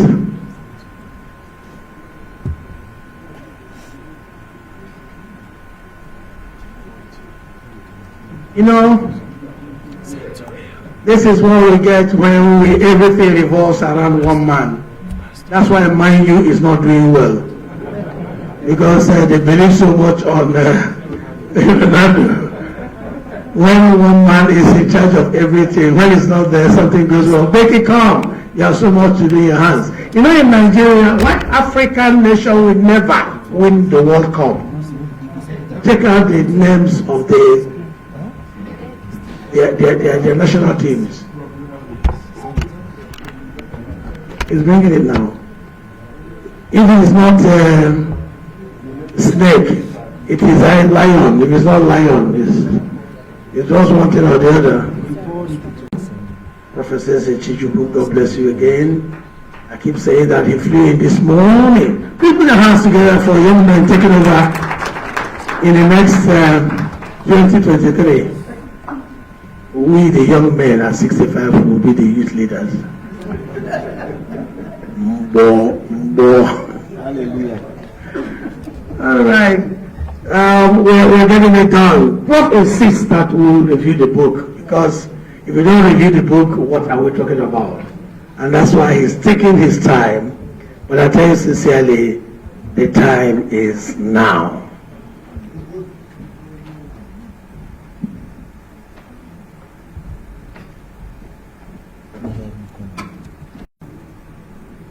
Your Excellency is present here. I want to stand on the existing protocol.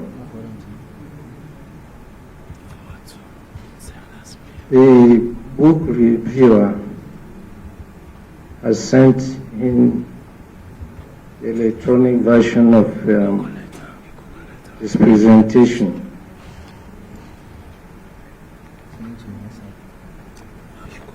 He started with the title of the book, Healing Plants of Nigeria, Ethnomedicine and Therapeutic Applications by Anselm, Adodo and Maurice.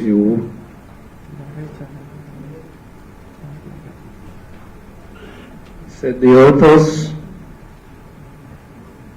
Anselm Adodo, PhD in Medical Sociology and Anthropology, founder and director of PAX Herbal Clinic and Research Laboratory, author of several peer-reviewed papers and over 10 books. Professor Maurice, PhD, University of Bradford, Professor of Pharmacognosy. Part 1 has 6 sections. The following 6 sections: Practice of Medicine in Africa, Medicine, Culture and Health, Belief Systems, Trees with Examples and Clear Photos, Shrubs with Examples and Clear Photos, Forbs with Examples and Clear Photos, Grasses with Examples and Clear Photos. Part 2 has 8 sections. Application of medicinal plants for specific diseases. Number 1, malaria and parasitic diseases. 86 plants have been listed. High blood pressure, 13 plants have been listed. in the book: metabolic syndrome, obesity 19, and diabetes 33 plants. HIV/AIDS 50 plants, and opportunistic infections. Cancer 9 plants, including bitter leaf, avocado, pear, and sativa.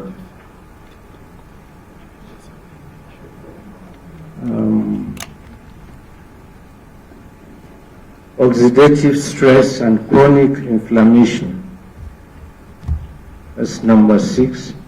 Then number 7, skin care, plants on skin care, dental, oral care, and cosmetics, cosmeceutics. The 8th one is Nigerian healing plants in global trade. Review: excellent book with clear photos of plants and disease information. It covers hundreds of plants used locally in Nigeria. The book provides information on the family, botanical, and local names of the plants. The parts of the plants used for medicinal purposes, the local uses of the plants, and some chemical constituents. The authors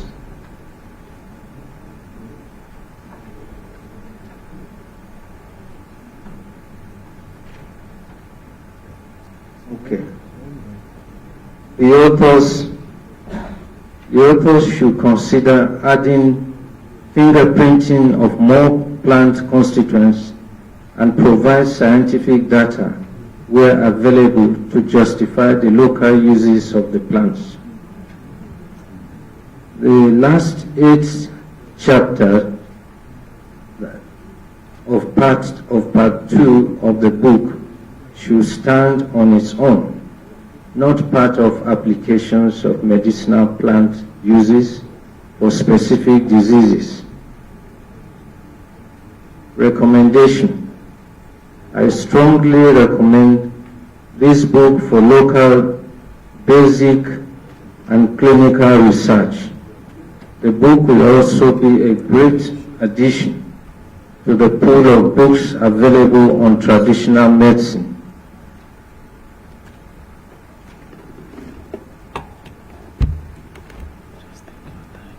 I think that's all from the reviewer, Professor Issa Husseini. Yeah.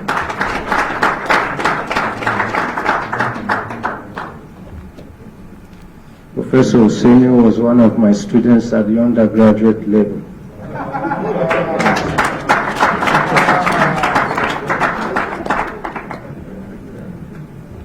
I like that.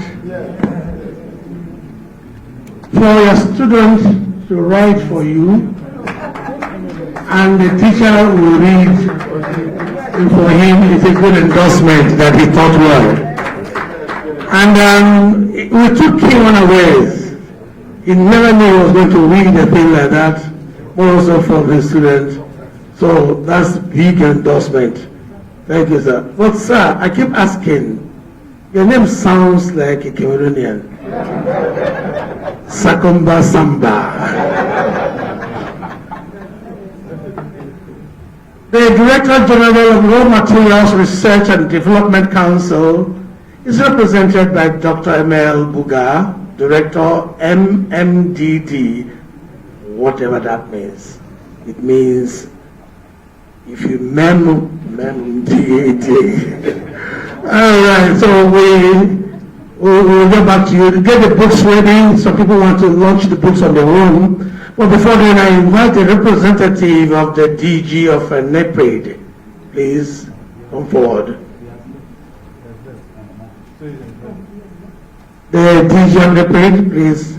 And I also know that one of our ladies at the lower left the paper, Jacqueline, Dr. Jacqueline is around and ably represented. Jacqueline Ikutoye, ably represented by Patricia Obiam.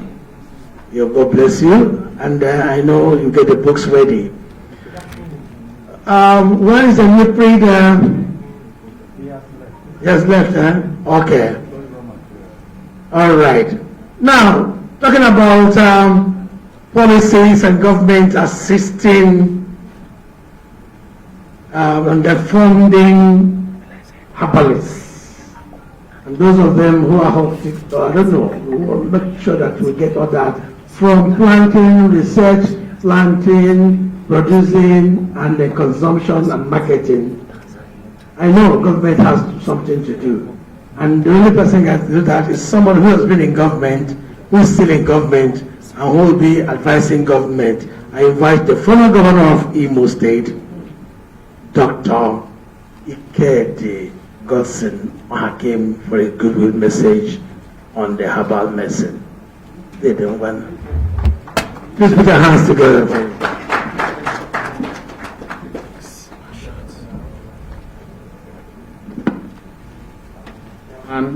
My very good friend, Your Imperial Majesty, is Dr. Siailo Manya, Chairman, Southeast Council of Traditional Rulers and Chairman, Elders Council of Imo State.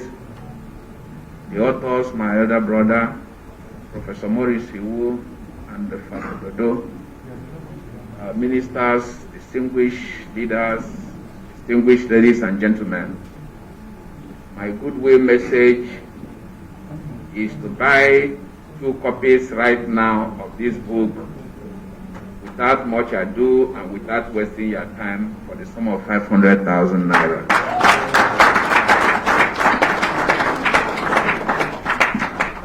Thank you, Ochinawata.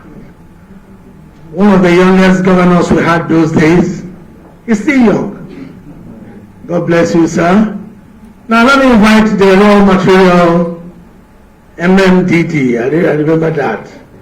Please, could you come and do the launching? MMDD.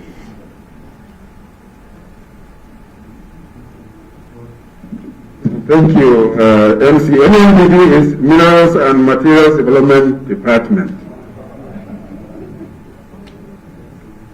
Mr. Chairman, distinguished guests, the authors, I'm here representing the Director General of Raw Material Research and Development Council. He asked me to come here and represent him at this very, very important occasion in which distinguished authors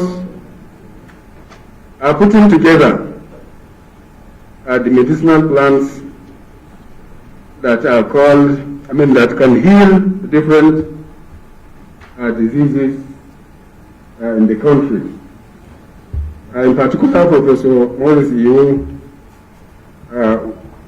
we'd like to appreciate you. We have worked with you and we are still working with you to develop traditional plants, particularly active pharmaceutical ingredients from mushroom species, local species in Nigeria. That project has gone far. We are also working with the Federal Ministry of Health to develop Artemisia annua in Nigeria. The Council has worked on so many plants towards making sure that we add value to our natural resources and making sure that Nigeria reduce importation of pharmaceutical raw materials. The Director General wanted to be here in person because of the importance he attached to this book launch, but for very pressing assignments. And he asked me to to launch 2 copies of this publication at the cost of 200,000 naira personally. These 2 copies are for him. And then he also asked me to launch 50 copies of the book again for our library and for our state offices, which are spread across all the 36 states of Nigeria and Abuja, for wider readership. On this note, I want to once again congratulate the authors, Reverend Father Dr. Anselm Adodo and Prof. Maurice for this wonderful job they have done to document what we have in Nigeria. Thank you. Thank you, Director. Gentlemen, I hope you heard what he said. Personally, he has given us 200,000. The chairman of the occasion, the authors, Professor Maurice is like a mentor to me, and Father Adodo. Your Excellencies here present, and the guest speaker for today, Professor Kunle, all other protocols observed. I'm highly delighted to be present in this meeting because Nicon International Pharmaceutical PLC is a Nigerian company which originated from Pfizer, New York. Nicon used to be Pfizer, New York, and Maurice led the management in 1997 to buy out the 60% equity of Pfizer, New York, and that was made Nicon an indigenous Nigerian company.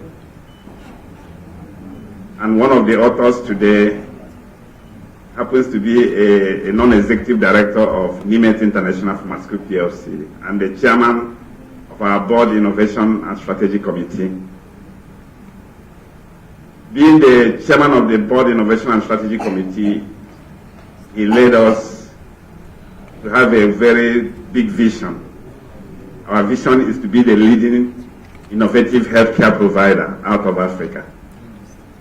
So Nicon is a company that is very much interested in investing energy in bringing to market products like the ones we are talking about today. We are interested in partnering with researchers to bring their products to market. And we have one example in the market already, and that is a product called Cyclavit, which is also for helping people with sickle cell disorders. Cyclavit was original research from late Professor Ekeke from a Nigerian seed called Cajanus cajan. And when he got a research, Nicon took it and brought it to market. And it's a product registered by NAFDAC, and it's been very helpful to the population of Nigerians, about 6 million Nigerians who are suffering from sickle cell disorder. And we are still open to partner with more researchers in this area as we go forward in our innovative approach to bring medicines that will be more relevant to Nigeria and Africa. So we're happy to be part of this program. And as this book is being presented to the public, the board, on behalf of the board and management and entire staff of Nicon, we identify with this program. And we are happy to even take the book and read, and some of them may be of interest. We are partnering with a number of other government agencies also working in this area. It's when it gets to the point where it's necessary for the news, we will say it, but we are already partnering with a number of government agencies in this area. So on behalf of the board and management, I would like to launch the book, but I won't want to mention amount. So I would like to launch the book about, let me take 5 copies, and we'll send the information back to Professor Wood to the 2 authors. Thank you very much. Thank you very much. Thank you very much. On behalf of the board of those who manage this event, we will send our accountant and a lawyer to you for the advert of NIMED here, an advert of your product, so you hear from our lawyer. All right. I know a lot of people want to raise their hands. This is the time. I don't want to start calling individuals because there's no time, and this is as a call, and you talk too much and increase the bill. Ugochukwu is our distinguished senator. I will tell you the stories about Oba political dynasty after this time out.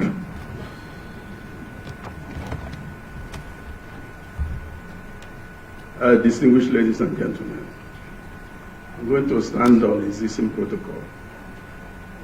I must say that I'm very happy to be here today, because I've been part of this project over 30 years ago, when we were both young lecturers at the University of Nigeria. It was in the pharmaceutical sciences. I was in the social sciences, Department of Public Administration. And we formed a partnership which made me take interest in what he's doing. He started collecting, dealing with medicinal plants. It was from Maurice I learned that Garcinia cola is a very important medicinal seed. So we were gathering them. As a matter of, we set up a warehouse in Nsukka, University of Nigeria, outside the campus. I was gathering this Garcinia cola. Maurice, what is this Garcinia cola? So for him, I learned that you can do so many things with Garcinia cola. I'm talking about 1982, 85, about 85. I learned from him that you can do so much with Garcinia cola. Apart from the curative toothpaste, name it, so many things. He then extended this, set up another branch in Enugu. And when he left for United States, he said I should look after that branch. So basically, I'm a part of this project, you know. And when they talk about Maurice, people talk about INEC. It's a national treasure. It's revered all over the world. All over the world.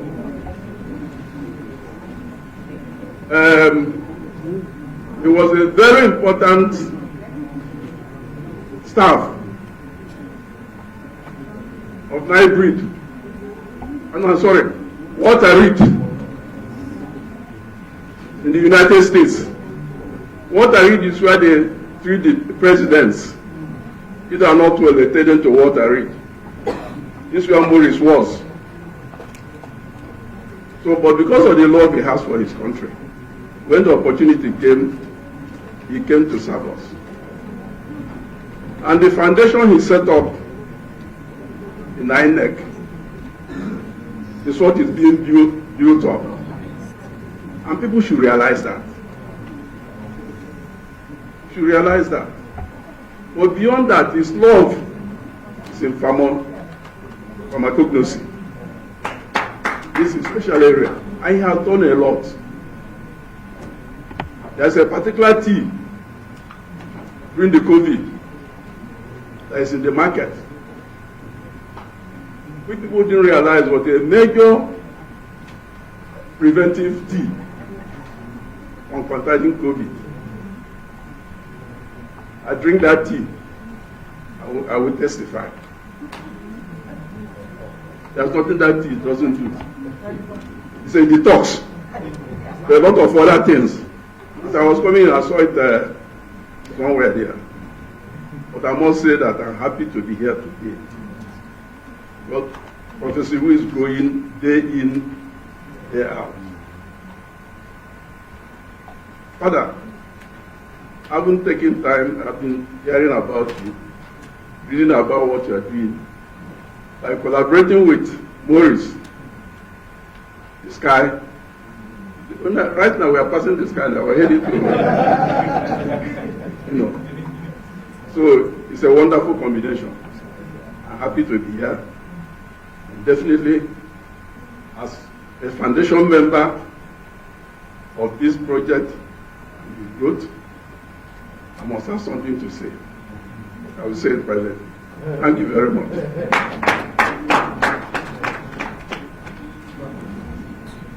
It's good to say it privately, but you spoke publicly. My uncle and brother is here. Distinguished Senator, God bless you for being supportive all this while. Now something else people don't know about Professor Maurice, I will tell you. One, he is a father, while his co-author is a reverend father.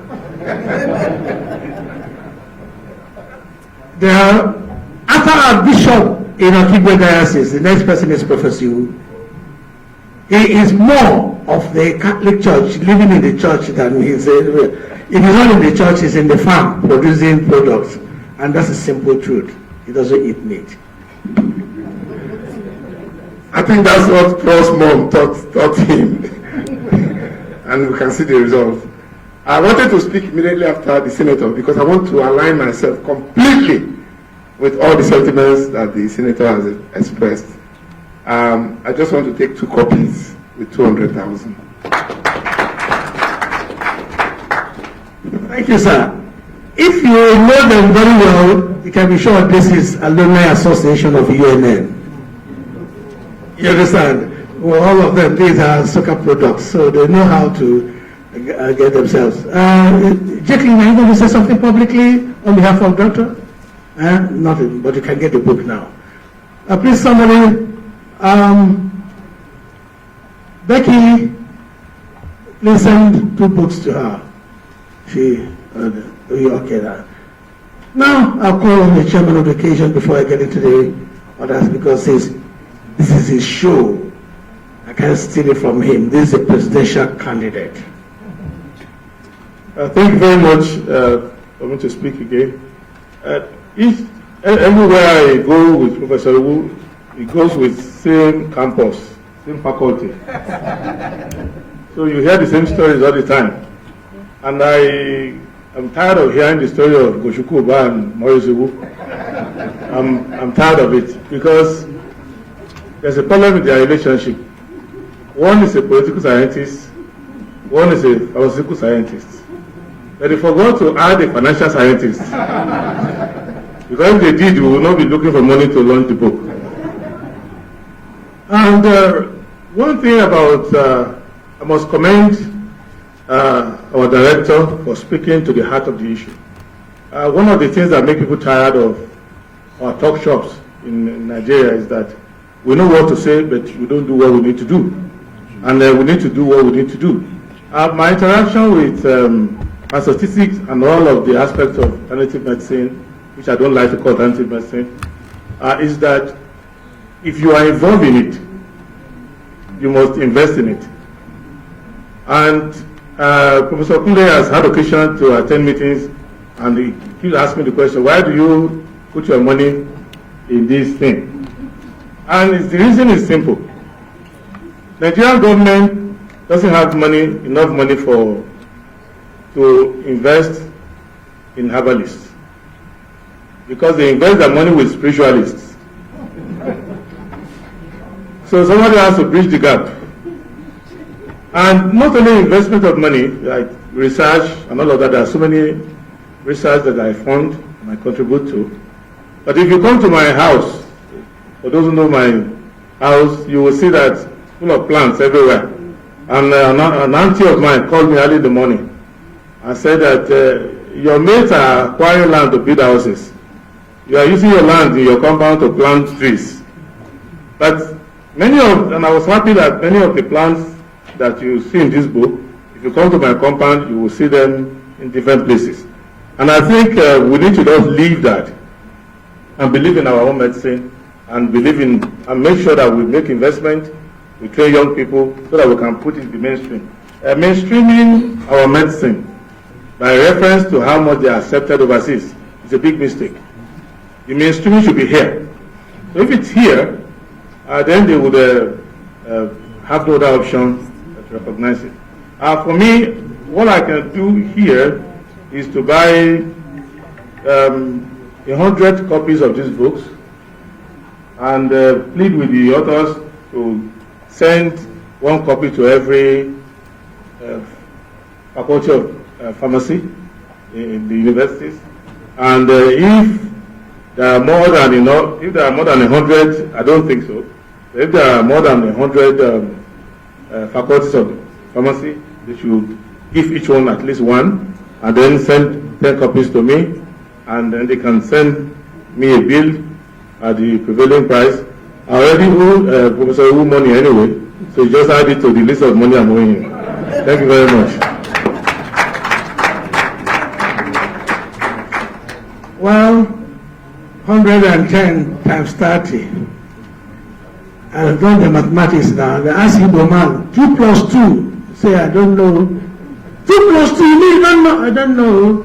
Ladies and gentlemen, this is the moon of Imo land, the moon of Imo State. Distinguished Senator Hope Uzodinma, the governor of Imo State, is here. And, he's gone around again. I tell you, that's his seat there. Go and check, nothing there except I put up.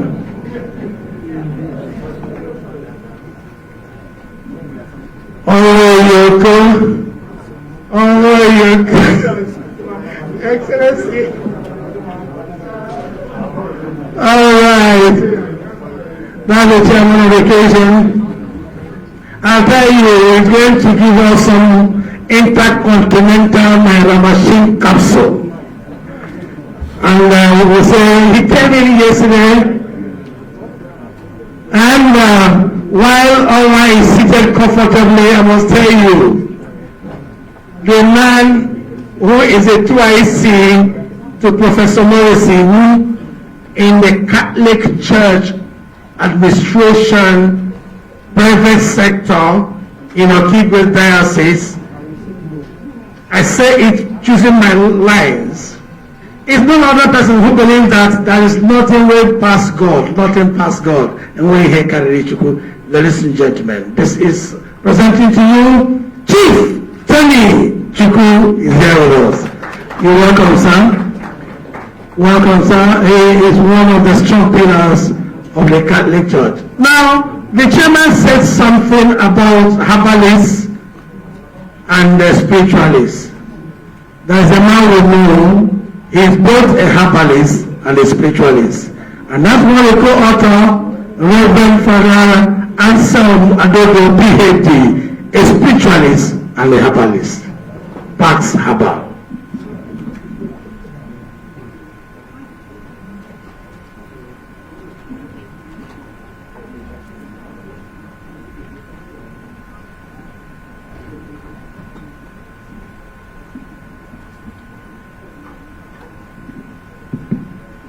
The chairman of this occasion, Your Excellency Governor Uzodinma of Imo State, we're happy to have you here.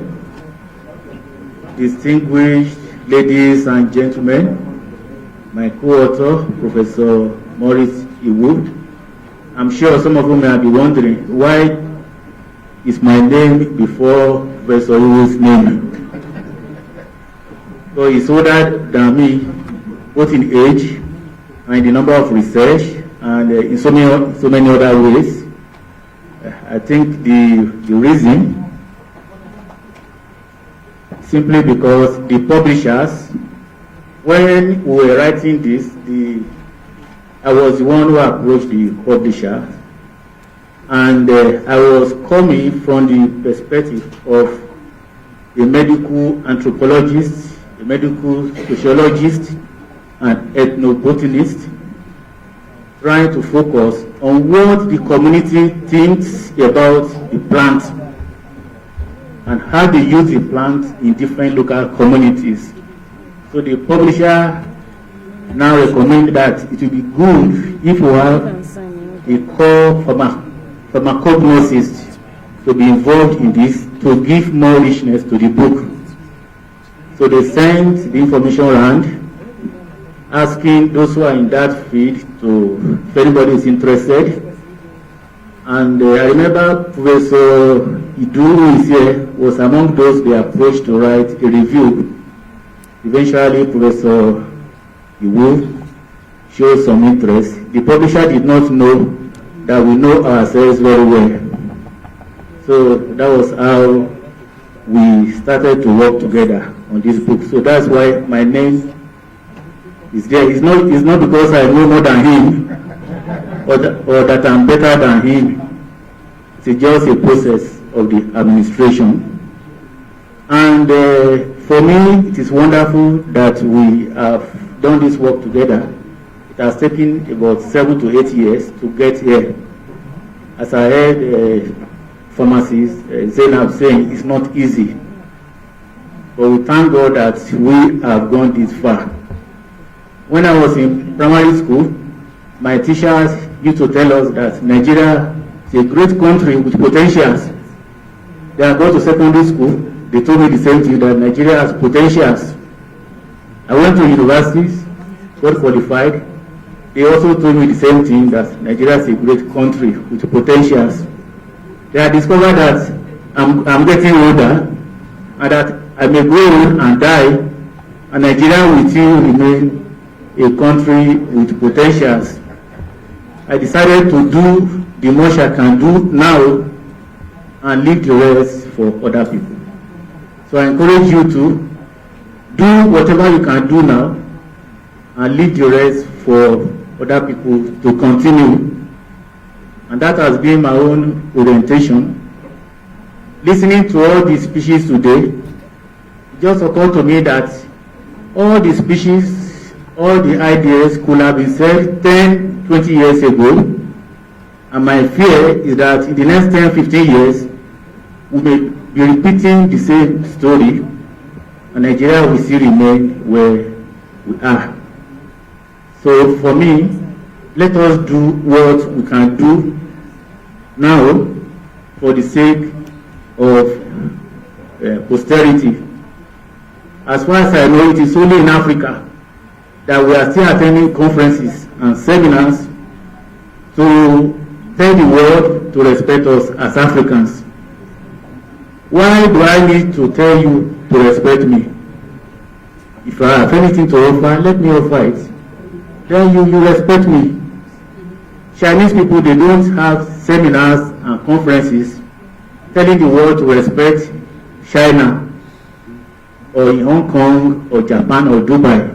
Just do it, put it there, and then the world will come to you and respect you. So I believe in Africa. If you have it, let us put it there. The world will be coming here to meet us here. At the moment we are running there because we are not convinced of what we have. So for me, I believe that we should go there. We should do what we can. Let us put it there. So if we claim that we have the medicine remedy to cancer, to diabetes, let's develop it. Let's put it there. The whole world will begin to come to us. That is my own belief, and that is the philosophy behind this publication. So for me personally, I'm very happy, and I'm also happy to see our government policymakers showing interest in this kind of work. I'm convinced that the way to go is to explore nature, not oil. Oil will soon dry up, there will be nothing left. Natural medicine, agriculture promotes peace in the communities. There is room for everyone. It does not damage the environment. So I believe that that is the way to go. In the next 18 months or 2 years, we are going to add another 200 plants to this collection. to do the updated revised edition. Because we know about bitter leaf, about pawpaw leaf, about mango, but there are so many others that we don't see them any longer.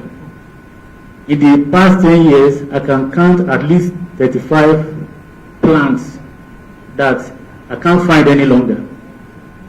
And we are not even conscious of this. We are losing a lot of the biodiversity. The ones that are valuable, you have to travel further into the forest to see them. So we want to document all this and put them there. Then wherever the government or whoever is ready, the resource is there for them to build on. So I will encourage you, other researchers, let us make our own contribution and leave it for posterity to build on what we have done. So once again, I thank you for coming to grace this occasion, and we plead with you to do what we can to support those who are genuinely doing research into African herbal medicine for the sake of our children, our country, and also to promote peace in our land, economically, medically, and in so many other dimensions. So thank you so much. I pray that God will bless you. Thank you. The Lord be with you.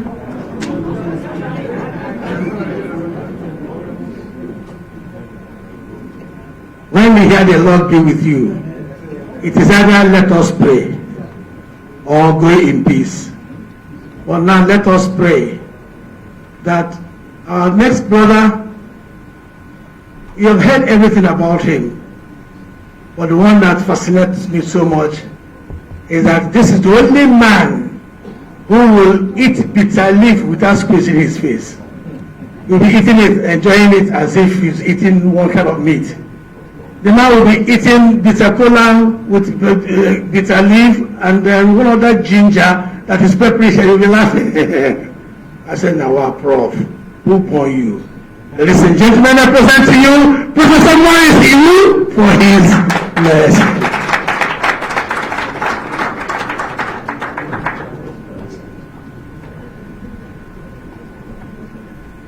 Mine is going to be just gratitude to say how grateful Father Adodo and I are for your coming. I wasn't surprised that the Honorable Minister of Science and Technology was here. He has shown such tremendous leadership in this area. I was not also surprised that the Honorable Minister of State for Health, ably represented by Hajia, has shown tremendous interest in the work we are doing. Even while we were there, he sent me a text message, still apologizing for not coming in person. And I replied that if you had heard what Hajia said, you should have been apology whatsoever. I'm very grateful that my governor, who believes so much in science and technology, who has vowed that by the time he finished his tenure in Imo State, that the capacity of Nigeria to transform the environment will be evident in his administration. I'm glad that he was able to make it. I want to thank Father Adodo for initiating this idea to write this book. I have published books on African medicinal plants.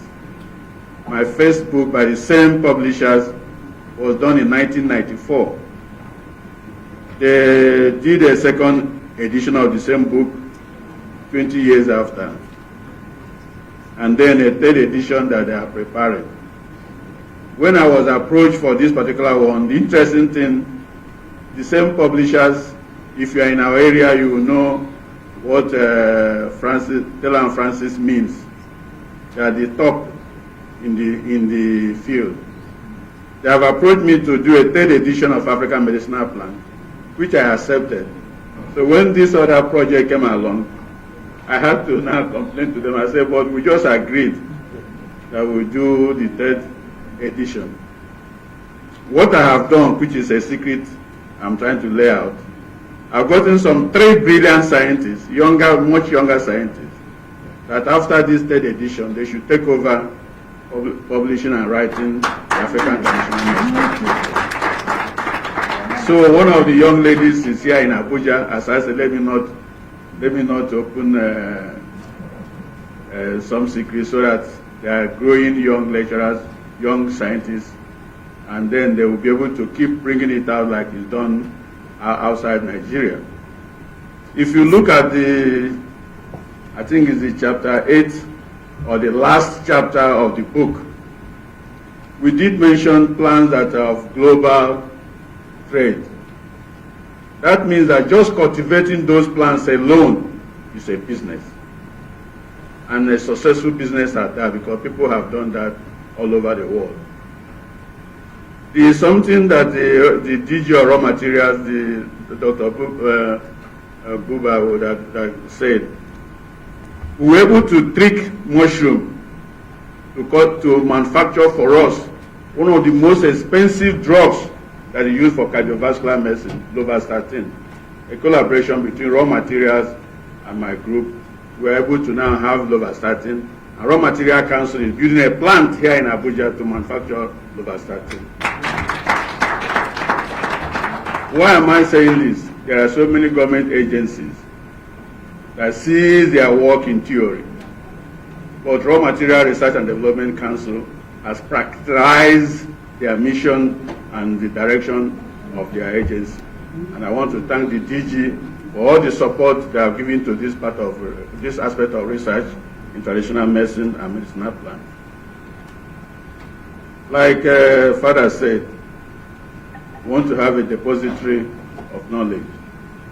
There is nothing in that book that is sacrosanct. There is nothing that is private.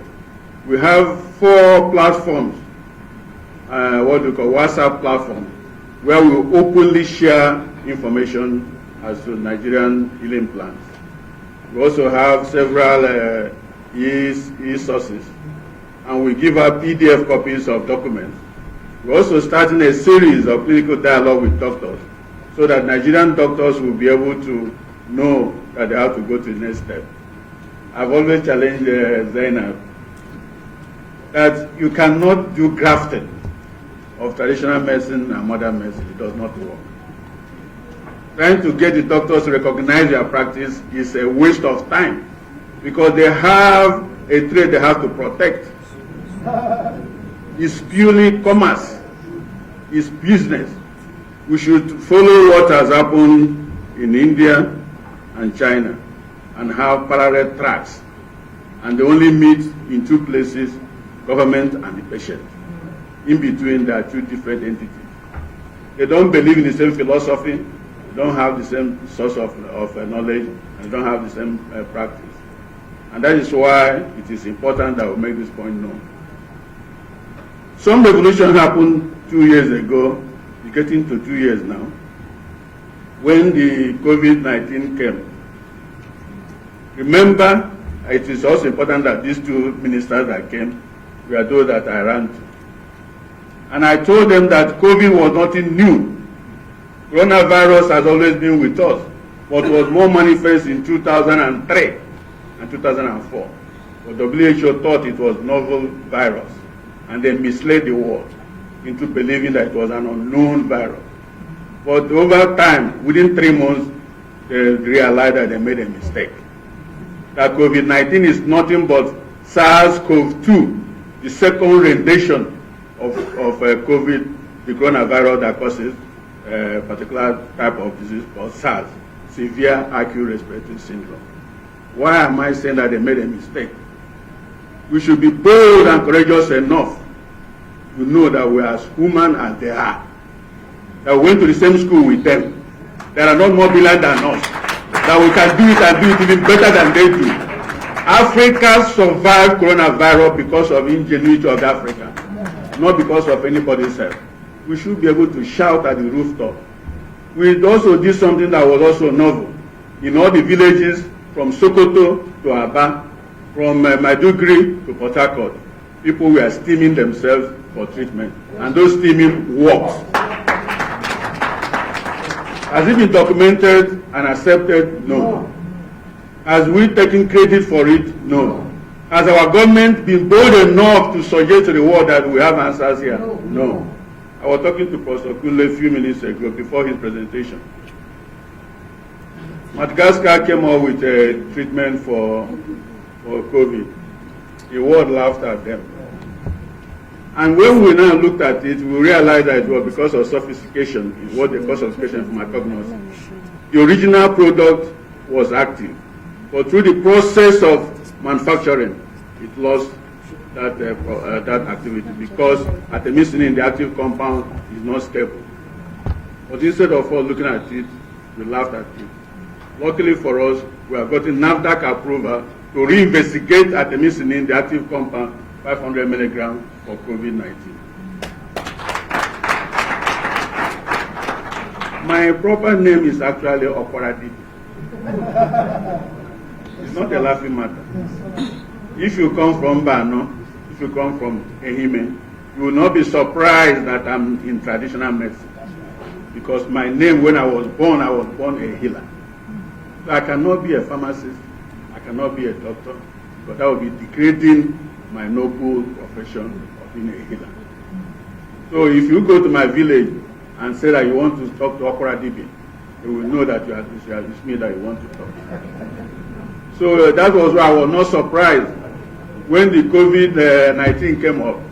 When my governor summoned me to lead the committee, I smiled because I was answering to my natural call of being Okwaradibi. So you can now see why I wasn't surprised that Father approached me. No, the publishers approached me first, not knowing that I know Father. And we both came up with the idea of writing a book. I've never launched any book I wrote. This is very special. Special in the sense that a reverend father, a monk, is doing a book on traditional medicine. Is it that not significant? Then the other thing, my nephew, the Sam, was asked me, Uncle, how were you able to communicate with him? Because the monks, they don't talk. So what I now do is almost like sign language. I drop email for him. Whenever he wakes up, I can talk, he will reply. Then I'll get the email. Then I'm never in a hurry whether he's going to reply because his time, their time and hours are not the same. I visited him twice at EU.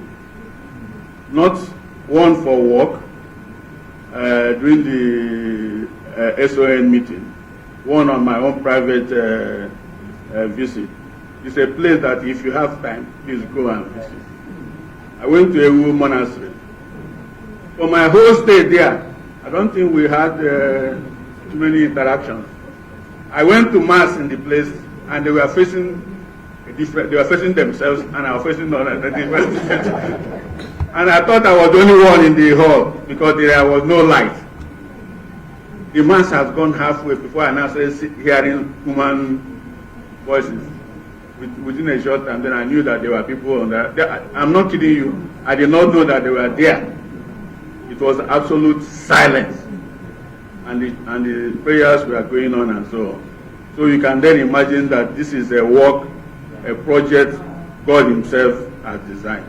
Otherwise, collaborating with a monk, I don't think it's the easiest thing that can happen naturally, because they don't have that kind of collaboration that you think they talk. And these are contemplative monks. Most of the time they stay in solitude and doing their work quietly. Father never gave me any hard time collaborating with him. He's such a very good writer that it made the work easier for me. Because the areas that he did, some of the English that he wrote, I was happy that people would think that I wrote it. Because they were such elegant prose, and I was so happy we have collaborated. And I think, and I hope, Nigerian government will be able to market some of the ideas that we have here. I'm also glad that the Central Bank of Nigeria has recognized traditional medicine and medicinal plants as a very viable area to go to. I also want to congratulate and appreciate the amount of money government has now devoted into research, I think if we take advantage of that, it will bear fruit. Thank you again for coming.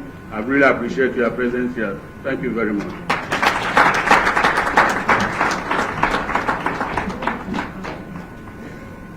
Thank you very much, Prof. Now, wow. The one who sweep me past me say, Prof, go monastery, go meet monk.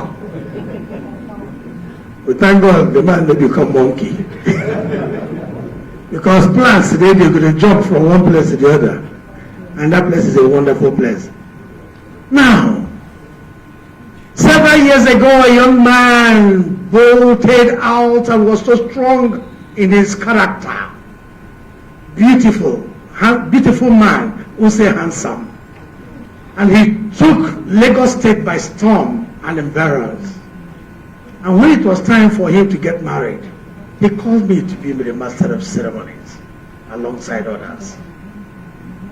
Soon after that, he had first bullet, had twins, girls, naming ceremonies. He called me to be the master of ceremonies.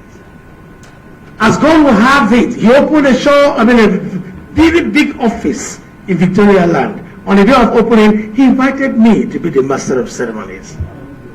The mother became a zinne. He called me and flew me down to Imo State, and I became the MC of the zinne.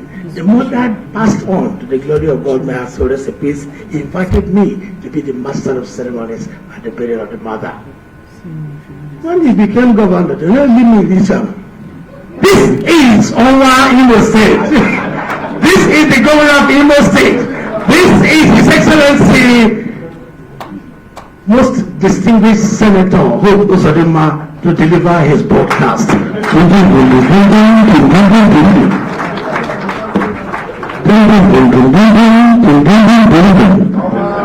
time is now.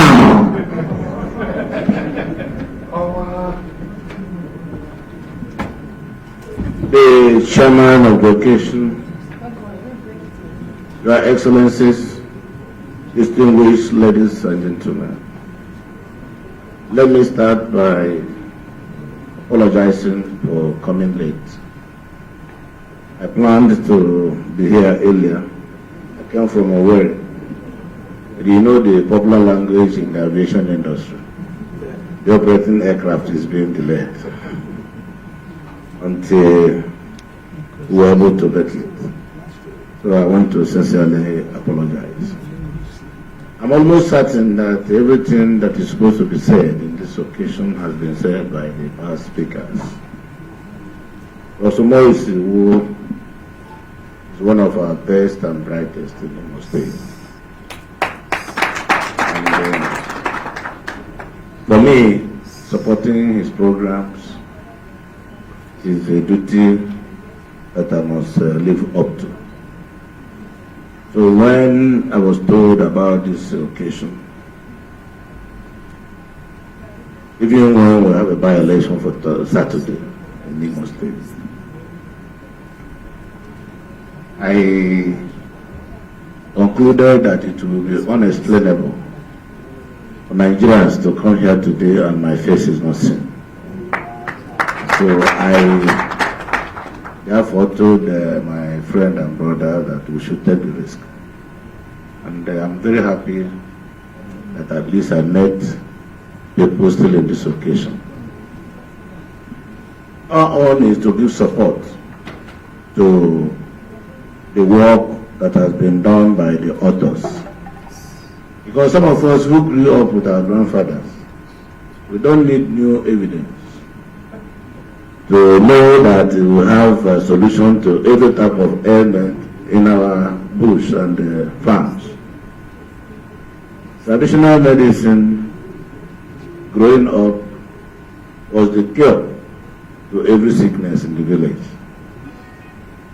And during my time in the private sector, most of my colleagues from the Far East, China, Hong Kong, whatever you want to give to them as Western medicine, they will always tell you, no, it's not organic, it's not organic. So since that time, I learned how to go for homegrown solution. Because Maurice would to coming very close to him. I started looking at him, so I followed. I discovered that most of the things we neglect as not being sweet, as not having taste, are the real things the body needs. While the sweet ones are the real things that we should really expunge from our system. And to be very honest, I look stronger and younger than my age because I've been looking up to Maurice. So I want to thank the authors because in all this, it became very clear that the awareness has not been there. These kind of programs and the intellectual work they did is to really to bring to the front burner some of the endowments by God in our land, which over time we have neglected or refused to recognize. And we are busy traveling out there looking for things that will not even help us, sometimes at very expensive cost. So, and luckily again, I'm very happy indeed that our government and policymakers are beginning to give the due recognition to local medicine. And one of those who really want to support that God does not create a population of over 200 people without providing the necessary things that will make them live a good life. It is a task for our researchers to go down to this bush, identify these plants, bring them out, and then process them, and bring also discipline in the implementation of the plants as a solution to the various ailments and illnesses in our country. So I think I want to thank you, thank also the chairman, thank our brothers and sisters who came to give support to the professor and the Reverend Father. Nothing happens for nothing.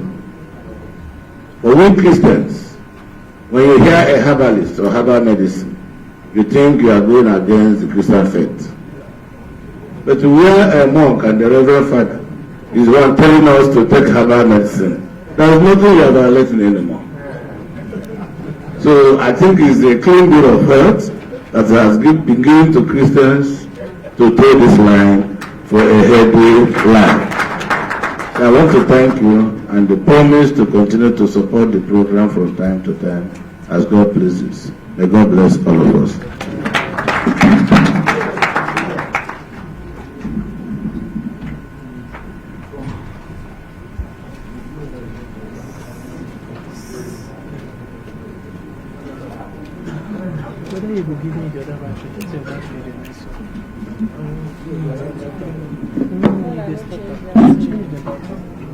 You know, God is a wonderful God.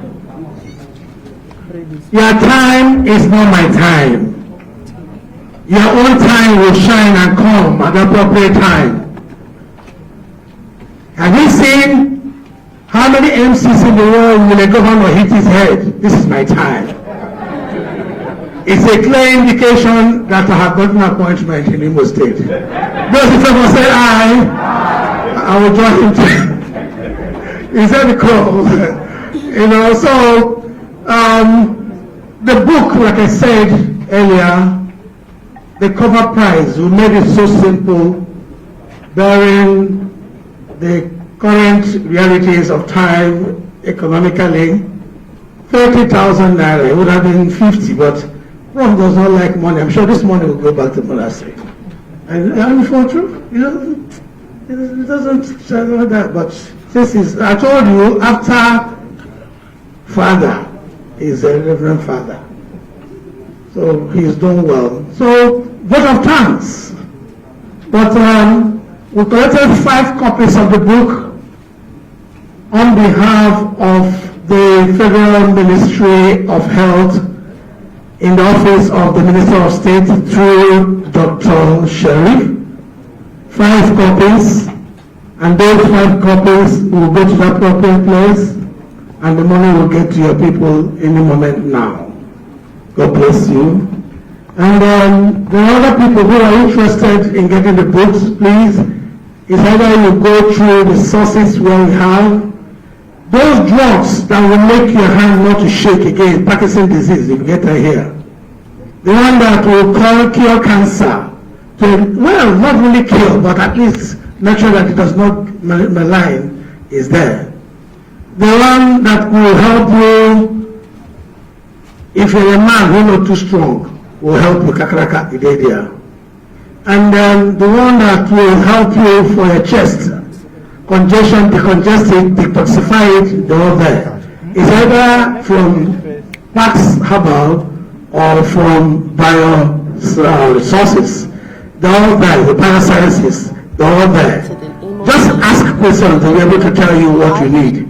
But make sure that you don't leave here without a book or the drugs. The drugs are natural, no preservatives, nothing anymore. Who's going to give me vote of thanks? Otherwise, we'll do it. Osha, before in the vote of thanks, I thank you all for coming on behalf of the group, on behalf of the 2 right authors, on behalf of the journalists who's been standing while you are seated. They came in early, on behalf of the management team, on behalf of Mrs. Wafo Ijoma, and all those who made it possible for us to reach you, we shall all remain standing as we take the national anthem because the governor is here. And before the before the national anthem, we will now take our second stanza as our closing prayer. And after the closing prayer, we will now take the national anthem. Silence everyone, no movement.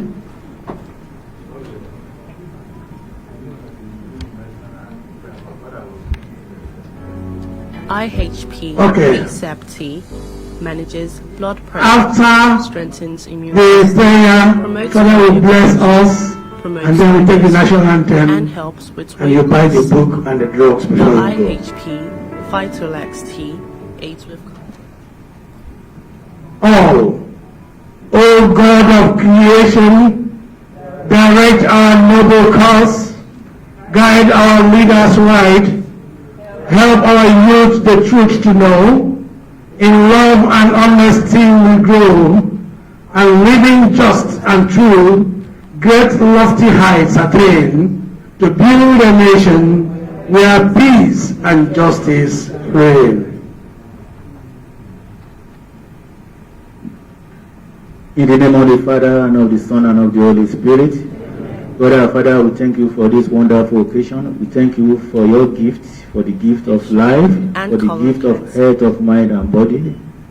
We pray that you may continue to guide and inspire us by your Holy Spirit. May we share your knowledge, the gift of your knowledge with all our fellow brothers and sisters for the greater glory of your name. Bless all those who have come here today. Guide us as we go. May we continue to share your gifts with all our brothers and sisters. May you inspire us to work for the greater glory of your name and for the good of humanity. We pray that your spirit may always be with us both now and forever. The Lord be with you. May Almighty God bless you, the Father, the Son, and the Holy Spirit. May the Lord be with you as you go. Now we've started the national anthem. with free radicals. Is it branding Nigeria? Believe in it because it works. Your hand on your chest as we take the national anthem. The governor is in wait. Senior manages hangovers, symptoms, throats,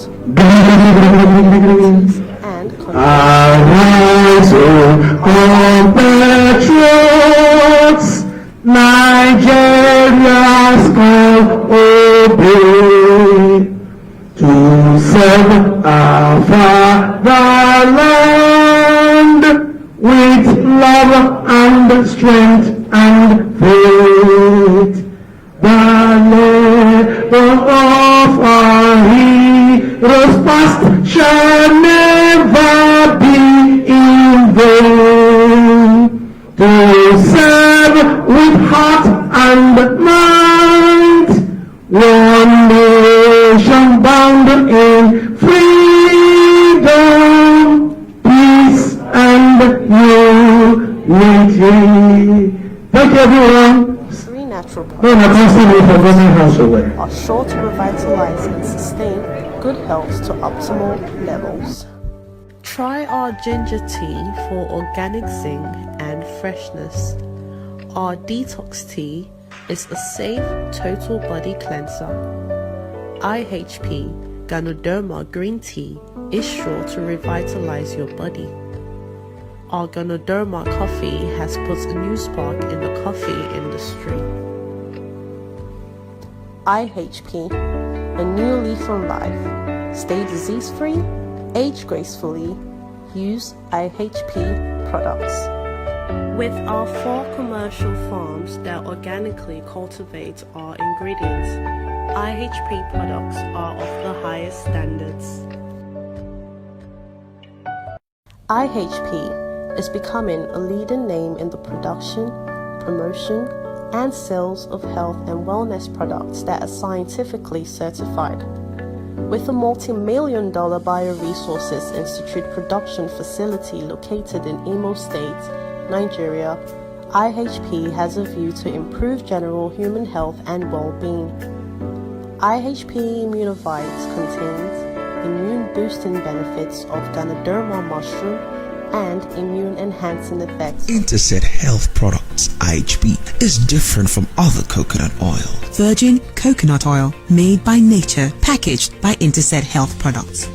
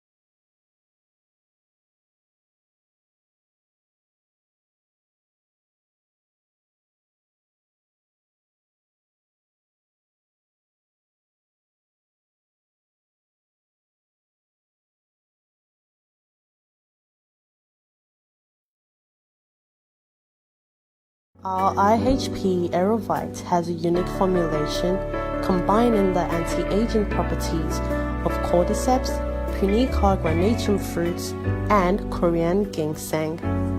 IHP BSAP tea manages blood pressure, strengthens immune system, promotes cardiac functions, promotes digestion, and helps with weight loss.